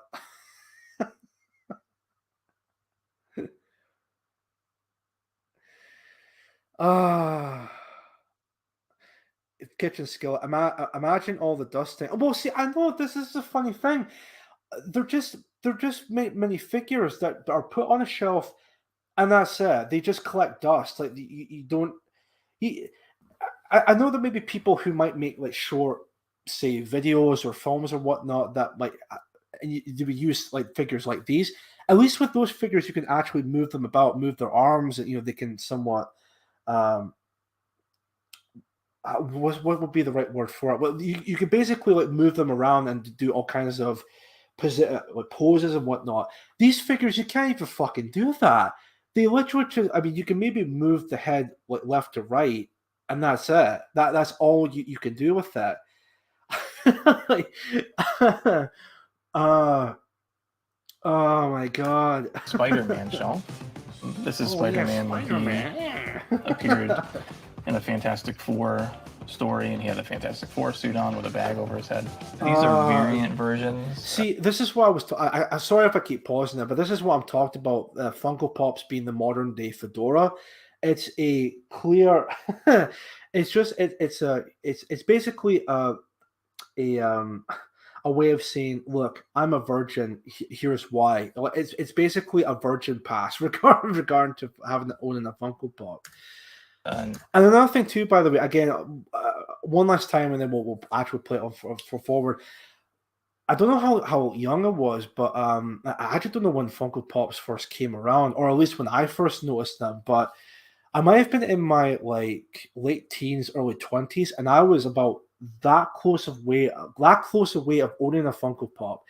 It was about maybe like a Judge Dredd or maybe like a DC comic character type of Funko Pop. And I was that close away of buying one.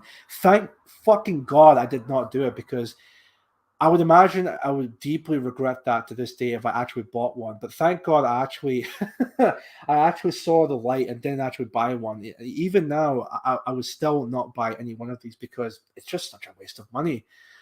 I mean, if you want to, I can maybe even showcase some of the pricing for these Funko Pops, how much they actually go for. Because sometimes they would go about 10, maybe £15, but depending on the figure itself. But anyway, we'll just continue on from there after that. So, exclusives of some of the Marvel characters, so they're just different outfits, different poses, different colors. And this next shelf is the Deadpool shelf. Yeah, it'd be okay if you were like 14. Yeah, maybe, sure, or maybe younger than that. Fair enough. But if it's like 15 and over, it's like me. The first 10 years, kind of the 10th anniversary of the Marvel Cinematic Universe, and they came out with a Chrome edition of some of the Marvel characters. This shelf has Marvel heroes on it, and it's kind of the first pop version of those heroes. I mean, right. Sorry, again, I know I keep pausing it, but I will say one thing with that. I did talk about in the past how I used to be a really big geek or nerd, like really into comics and all of that. I did talk about my favorite Marvel Comics character was Daredevil. You can clearly see there was like a Funko Pop Daredevil there. And I mean, I'll be honest, that is a pretty cool Daredevil Funko Pop figure. But even then, if I were to see it in a store, I would be like, nah, I'm not buying it. Not even like, say, putting it as like a souvenir or anything like that at all. In fact, there's a pretty badass Punisher one, but even then, I still wouldn't buy it. Because again, like I said, it's still a big waste of money, isn't it? But anyway. Some of these are a little bit older. Going down to the shelf below that, there's some more characters, some more recent characters. The red versions of the Hulk and She-Hulk. X-Men. This is the X-Men collection. Like Professor X and Cyclops and Colossus, Storm. And then next we have another Deadpool shelf. We have Deadpool. Yeah, another example of being just the Bob Ross Deadpool version. Another example of just buying multiple Funko Pops based on the same fucking character. But all right, and they venomize it. It's really cool designs. Now the collection wouldn't be complete regarding superheroes unless I had some DC heroes as well. The DC movies I haven't been as enjoyable for me as the Marvel movies, but I still have quite a few DC pops. Robin, Batgirl, Supergirl, Superboy. And then on this next shelf, we have some of them are more recent characters. Oh, Toby, no! Batman Beyond. Toby, Moving no! down here, these are variants of some of the DC characters. This next shelf has more variants of Superman. This is Superman's first appearance.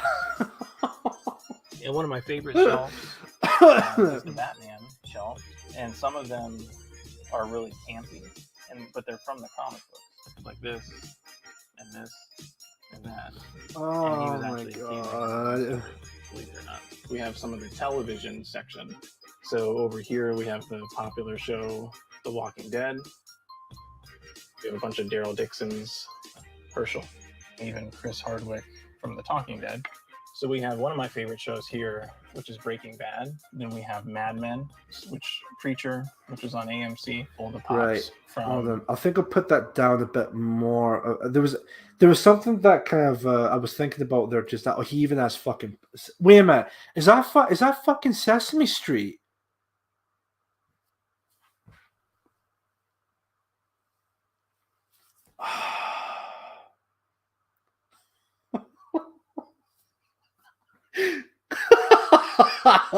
Right. I mean, look, okay. I can maybe see the Marvel stuff. I can maybe see the DC comic stuff. I can maybe see The Walking Dead or Breaking Bad or Star Trek. I mean, look, it's gimpy as fuck, but I could maybe see someone like him having collections of Funko Pops like that. But I mean, Sesame Street, like, come on, that's.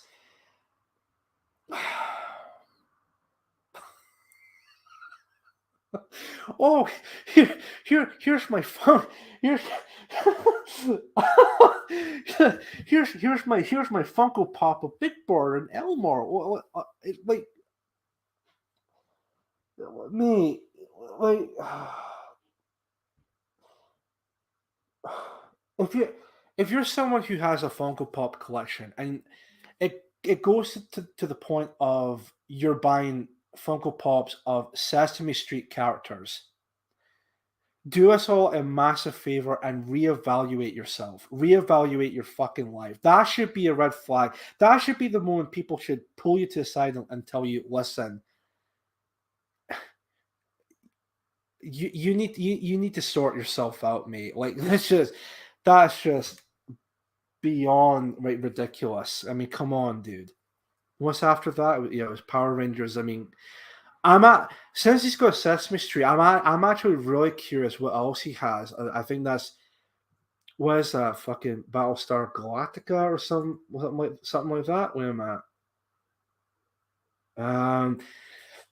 Oh, sorry, excuse me. I think there's actually something. I remember watching this video as well, and I think there's a part where he goes on to showcase some Funko Pops based on anime type of shows, like Naruto or Dragon Ball Z or anything like that.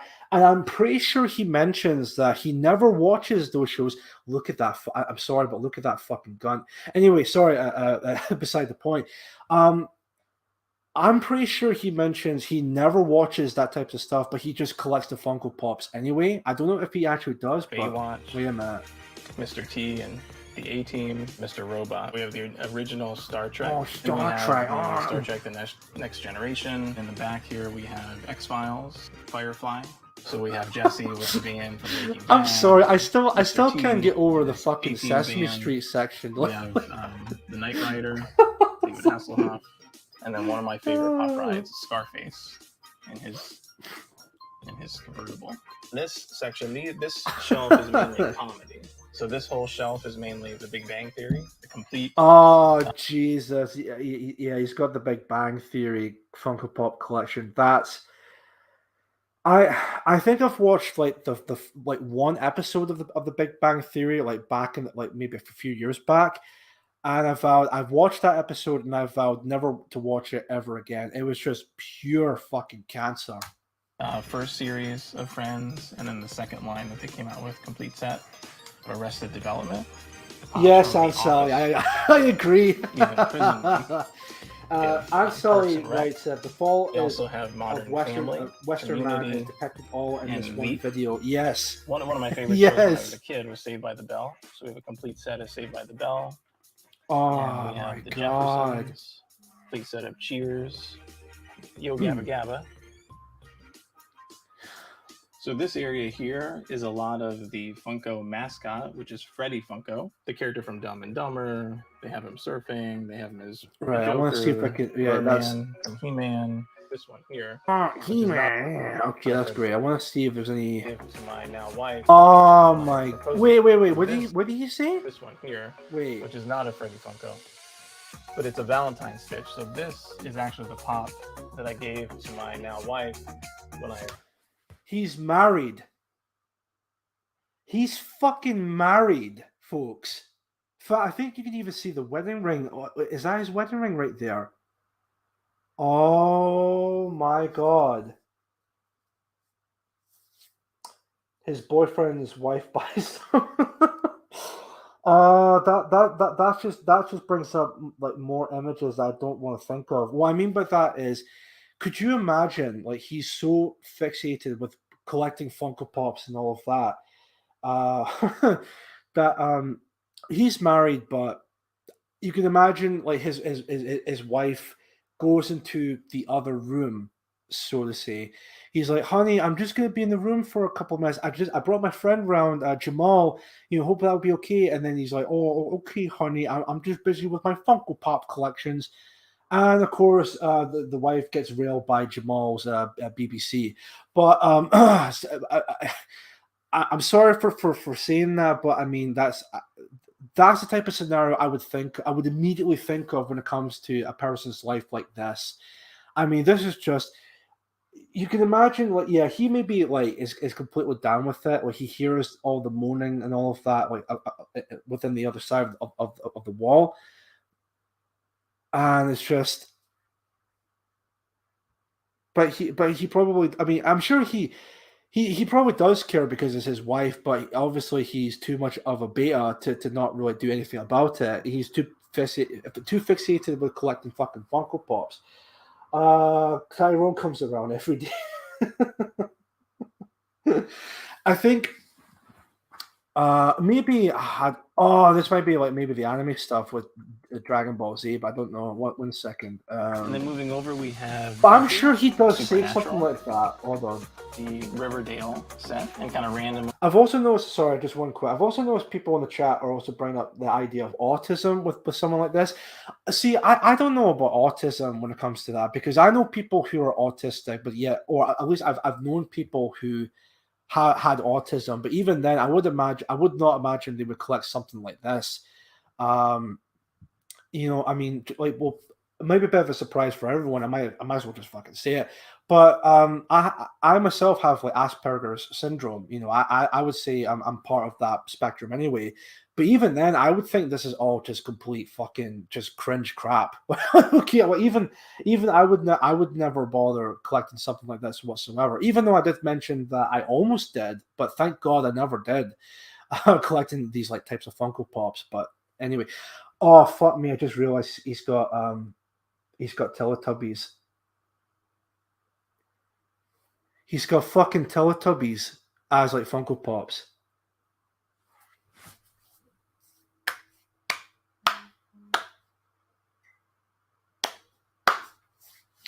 So first we came across him owning Sesame Street Funko Pops. Now we see he's got Teletubbies.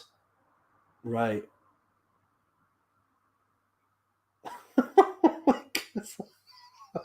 Moving on. And we have the Teletubbies here. Pee Wee Herman, Mr. Bean, and then Ellen. Mr. Bean, right? Okay. And moving up starts the Dragon Ball Z section. The Super Saiyan, and moving up are some of the villain excuse me. from the show. Bulma and Krillin, Trunks, and Hay so fever. on. Sorry, my Over apologies. here are some of the television and movie moments. So this is from Stranger Things. No, you know what it is when I heard the comment like that, like, oh, I never actually watched these shows, but I would still collect the Funko Pops anyway. I think that might actually be from Top Pops. I'm not entirely too sure, but it wasn't in that video. But I think let's call that an end to that video. That's so he's got, yeah, wait a minute, Mr. Bean. This is a piss tape now. Well, I mean, he's got like the biggest Funko Pop collection, so you can imagine. You can imagine he wants to own every Funko Pop known to man, and I think that will be the end of that video. Because I actually can't believe the time already. It's just approaching 22:07. So what I'm going to do now is I'm going to move over to the post in question. Now, bear with me just now because this post is from Reddit. Now we all know by now that Reddit is a complete cringe fest of a website. Don't get me wrong, I hate Reddit. I'm sure you all hate Reddit, but I think this post in question from Reddit is actually a pretty decent post. Let me see. Here's the Coronation Street set. I don't know if you would get that Coronation Street Funko Pop, but I wouldn't be surprised if there would be something like that. But anyway. Aunt Sally, he's not hurting anyone, but I don't like the normalization and pride that goes with obsessively collecting this type of crap. Yeah, fair point with that. And I can see the autism aspect of it as well, because autism is part of the idea of having obsessions with certain things, and I would imagine Funko Pops being like one of them. So Yeah, but I think we should not be normalizing stuff like that, or at least normalizing the idea of collecting like that type of thing anyway. But unfortunately, it's that's what's been going on just now, and not hurt anyone yet on Sally by Toby Radley. Now that's something we'll get into just now here. Let me just, and I'll try and see if I can brush through with this arc with at least with this post in question, because I know we're almost coming towards the end of the show. I actually cannot believe how quick it's been, folks. I hope everyone has been enjoying it so far. Let me see here. Even if we don't manage to finish it, I can maybe like read the rest of it maybe in the next episode as like a finishing off that, and then move on to the next thing after that for episode 90. I actually cannot believe we're about 11 episodes to go until we hit episode 100. Cannot believe that. Anyway, let me see here. I went on his Instagram. He does have kids, but they're half Asian. Actually half black. Ouch. I can maybe have a look at that later on, and maybe I might post something about that on Telegram. I actually don't know posting it on Telegram, but well, I'll have a look at it myself, and then we'll see from there. But yeah. Let me see here. Let's have a look at this. So as I said, this is from Reddit. Here we go. Is it Sharon? Yeah, Sharon, right. Funko Pop. Please be careful. A Funko addiction is still an addiction and can cause problems. It almost killed my friend. I'm sorry. I'm not necessarily laughing at that. It's anyway, let's move on from there. At first, I thought it was kind of silly and harmless, but watching my friends spend thousands of dollars spiral into depression and eventually attempt suicide, I realized it was serious. If this can help one person, then it's worth it. My friend was never a big collector of anything, but he loves pop culture, movies, horror, etc. Horror, sorry. And about 6 months ago, a friend introduced him to Funko Pops. He got lucky at first finding Chase Pops, getting a couple exclusives online, then posing his finds. Or is it maybe posting or something with that? Or what's that? Posing his finds and mail calls on Facebook groups and on Reddit. From here, he was hooked. From here, he was hooked. If he got a rare pop, he was in a euphoric state for a moment, but he didn't. He was depressed for days. I noticed the depression started to linger more and more as he kept missing out on finding the ones he wanted. This was noticeable because my friend was never one to really get depressed in the past. He also grew more frustrated as he saw other people finding pops he had spent hours trying to find with no luck, and I believe that this also fed into his depression. His overall personality changed into a quiet and negative person. Then it just kept getting worse. When he did talk, it was only about pops and new ones coming out. And if I could pick up a couple or wait in line with him, he would get furious if I couldn't swing by a store to pick up one. He had a really good job and got fired because he was always on the hunt, trying to find pops instead of going to work or showing up late. His girlfriend broke up with him because it was taking over his life, and I noticed it too. If we were out, he would have to stop at Target, the mall, even freaking pharmacies to see if they had pops in stock. One time we were running errands and he had to stop at 4 different stores to find a pop. And when he finally found it, the box was in bad shape, and he went crazy yelling in the store and crushing a bunch of other pops.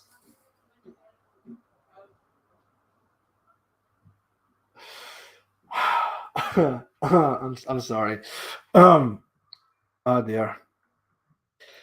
It took rock bottom and family and friend support, but he's doing okay now.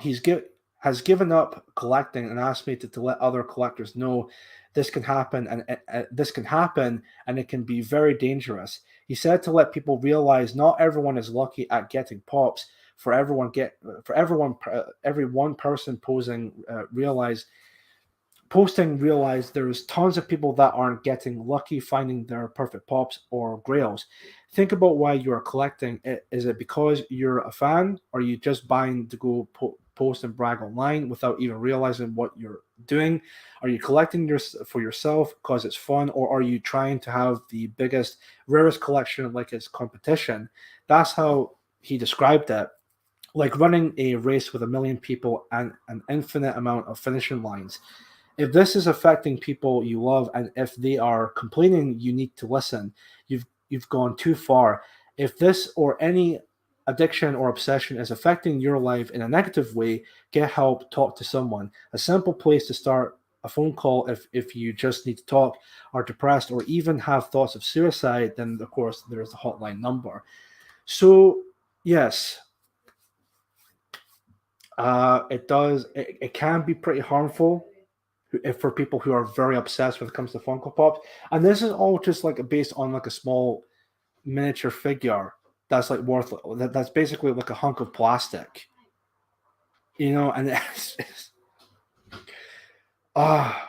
but see, this is what I'm on about. This is part of like the downfall of society, or the downfall of Western civilization, as Sally mentioned that in the chat earlier on. Now, I know some people in the chat also said that, well, as long as they're not really harming anybody, then what seems to be the problem? Well, I think what I've just read there, I think it does become a point where people do get very obsessed with that, to the point where they become very depressed, frustrated, and even have suicidal thoughts. I mean, yeah, it's over like a miniature figure. And I know it seems like I'm coming off as like very being quite insensitive about that, but it's just, look, it's one thing to be depressed or very having those types of thoughts because of like actual things, because you've lost someone you've loved, like a family member or a friend, or just recently lost a job, you can't really find another one or anything like that. But it's just all of that because of like a small plastic figure. I mean, but I know it's not really his fault. I think it's more to do with what's been, I would say, forced into the bigger society, like this type of stuff, like this like geekdom and all of that. This is really popular, and of course you would get a lot of money out of it. It's really basically all part of that. But addictive behavior is always the same. I blame Stan Lee. I get the feeling the post was written by the ex-Funko junkie, but he's pretending he's writing on behalf of his pal. I mean, I wouldn't be surprised there, to be honest, DJ. But I mean, for all we know, it could have been written by his friend, or maybe it was the actual collector. I don't know. But anyway, that post was written regarding to that. I think it was more made as like a warning for people who are looking to get into Funko Pop collecting, which, I mean, again, I don't see why you would really want to.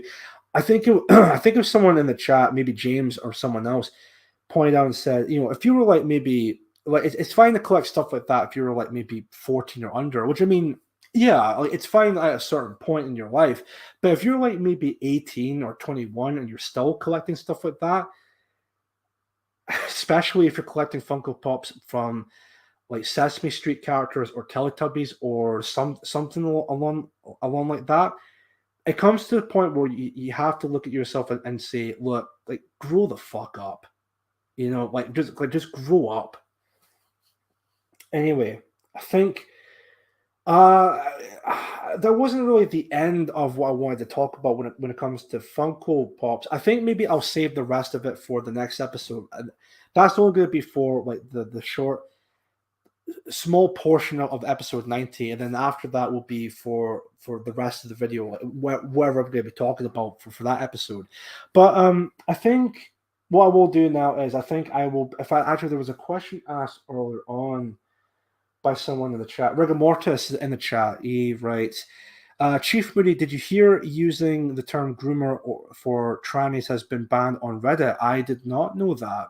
So Reddit seems to be protecting trannies. Well, trannies, specifically trannies who are into pedophilia. So it seems like Reddit has become an even bigger cesspit of a website.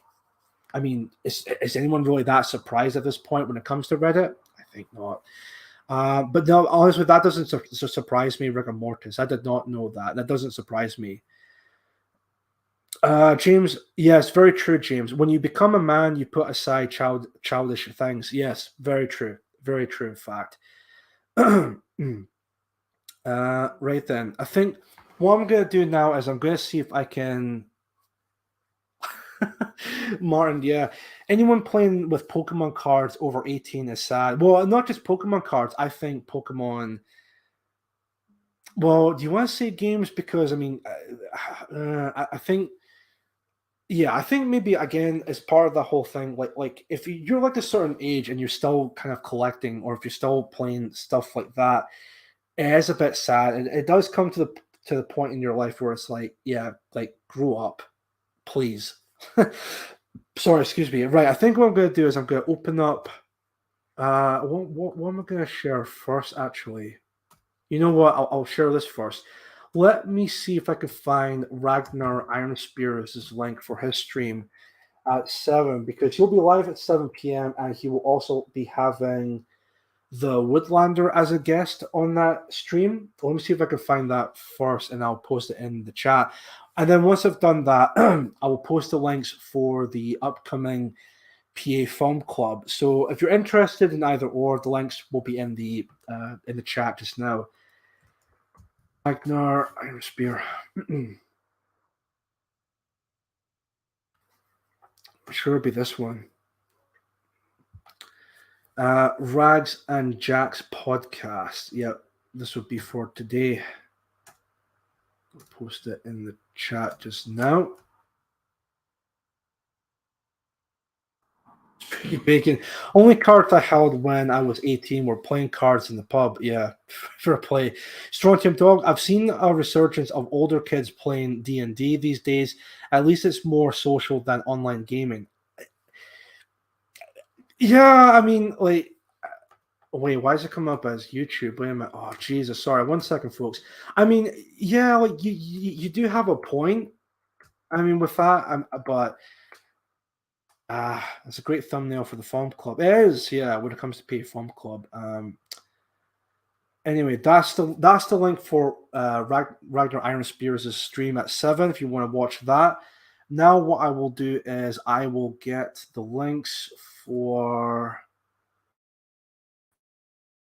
the channel link. Well, the link for the stream itself on Mark's Odysee. I'll post that here. First of all. But still not as good as proper socializing. True, yeah, fair. Yeah, definitely, yeah. So that's Mark's Odysee. Laura's DLive. I'll post that in the chat, and then I'll post the Radio Albion link in there as well. And then, so of course, if you want to listen to the show when it comes to PA Film Club, the Radio Albion link is right there. Finally, if you would like to ask Mark, Laura, Nativist Concern, or St. Harrison as the panelists for PA Film Club, if you'd like to ask them any questions for the episode, paid or unpaid or anything like that at all, you can just ask them through Mark's entropy link, which is, of course, in the chat just now. So that will be that. Time is it? 6:54. So about 6 minutes to go until the until PA Film Club starts. Or if you're not interested in that because of the film or anything like that at all, then at least there's Ragnar Iron Spears' stream coming up at 7 if you want to watch that. Especially when he's going to be having the Woodlander on as a guest for that episode. So if you're interested, either or, the links are in the chat just now. And I think that will be the end of tonight's episode, folks. Thank you all very much for coming along for episode 89. I should be back on Thursday, the 19th, I believe it is, for episode 90. I think that one is going to be at 6 p.m. For that episode. I didn't realize at the time with episode 88, on a Thursday, I would normally stream from 6 p.m. until 8 p.m. on a Thursday, and then 5 p.m. till 7 on a Sunday. But I think for that episode, I forgot that I would normally do a stream on a Thursday at 6 p.m. but not 5. So So for episode 90 on Thursday the 19th, that stream will be at 6 p.m. I'll definitely update you guys through Telegram regarding to that as well, just for the sake of updating if anything changes or anything like that at all. What was the other thing I was going to mention too? I think that's really about it, to be quite honest. But I hope everyone enjoyed the episode. I'm seeing a lot of people in the chat saying that it was a great laugh. So I think that sounds like a plus. So hopefully that will be the case. So good stream. Thank you for a great stream. Please take care, everyone. Same to yourself, English Rose. Greatly appreciate you coming along. Thank you, Chief Moody. That was a laugh. Thanks all. Excellent. Good to hear. It's great that you are back now, mate. A lot of us like this Sunday stream. Thank you very much, Streaky Bacon. So, but yeah, I thank you, Chief. Really great stream, and glad you're back. Thank you again, Aunt Sally. Thank you very much for the comments, everybody. I will be back on Thursday the 19th at 6 p.m. with episode 90. Any updates or anything changes, I'll keep you guys posted through Telegram or other social media platforms, say Twitter or Gab or anything like that at all. And that's going to come to an end for tonight's episode. What do I want to play for the outro for tonight's show? Wait a minute. That's going to be it. Please check out either Ragnar Iron Spears' stream or the PA Film Club. I'm away to buy my first Funko Pop. DJ, no! Excellent. Right. Again, thank you very much for coming along. You know what? I might actually... let me play one of her recent tracks. Wait a minute. That might be a good idea. Yeah, this is something... she literally posted this like 3 hours ago. I'm not going to mention what it is, but the song is called The Calling. And even just saying that, I think I'll have an idea who I'm about to play for the outro of tonight's episode. But this is her latest song that's been uploaded onto her channel like literally just 3 hours ago. Maybe longer than that or shorter. I'm not entirely too sure. But anyway, I'll just put this up here just now. Support Patreon Alternative. Anyway, thank you very much, guys. That's going to be it for tonight's episode. I will see you all on Thursday.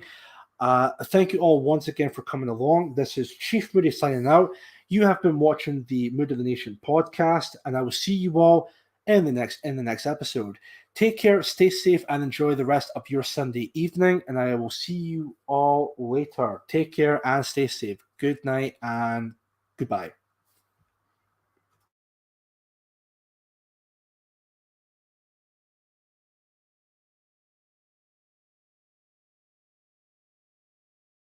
First song is called The Calling. It'll be on my next album.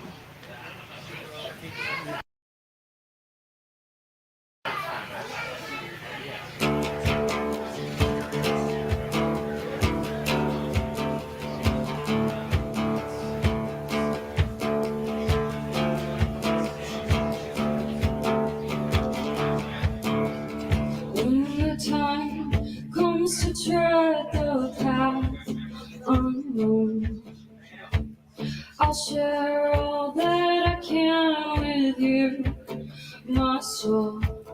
Did you hear the call?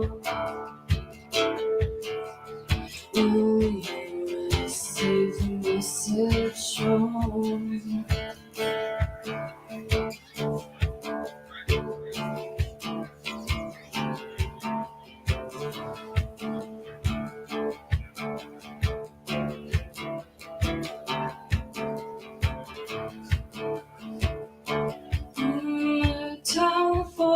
There's room for growth.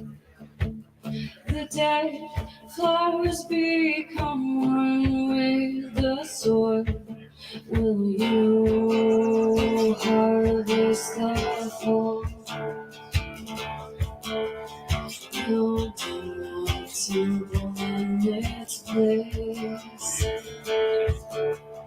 All that's sacred can't be erased. It doesn't need to be explained. It doesn't need to be be explained.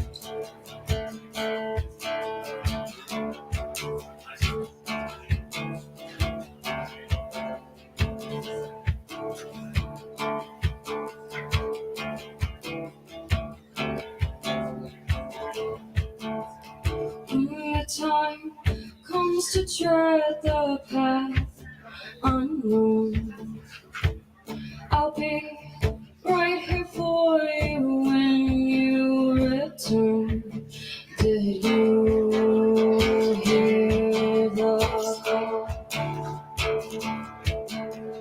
will you receive the message shown? All that's sacred can't be erased. It doesn't need to be explained. It doesn't need to be explained.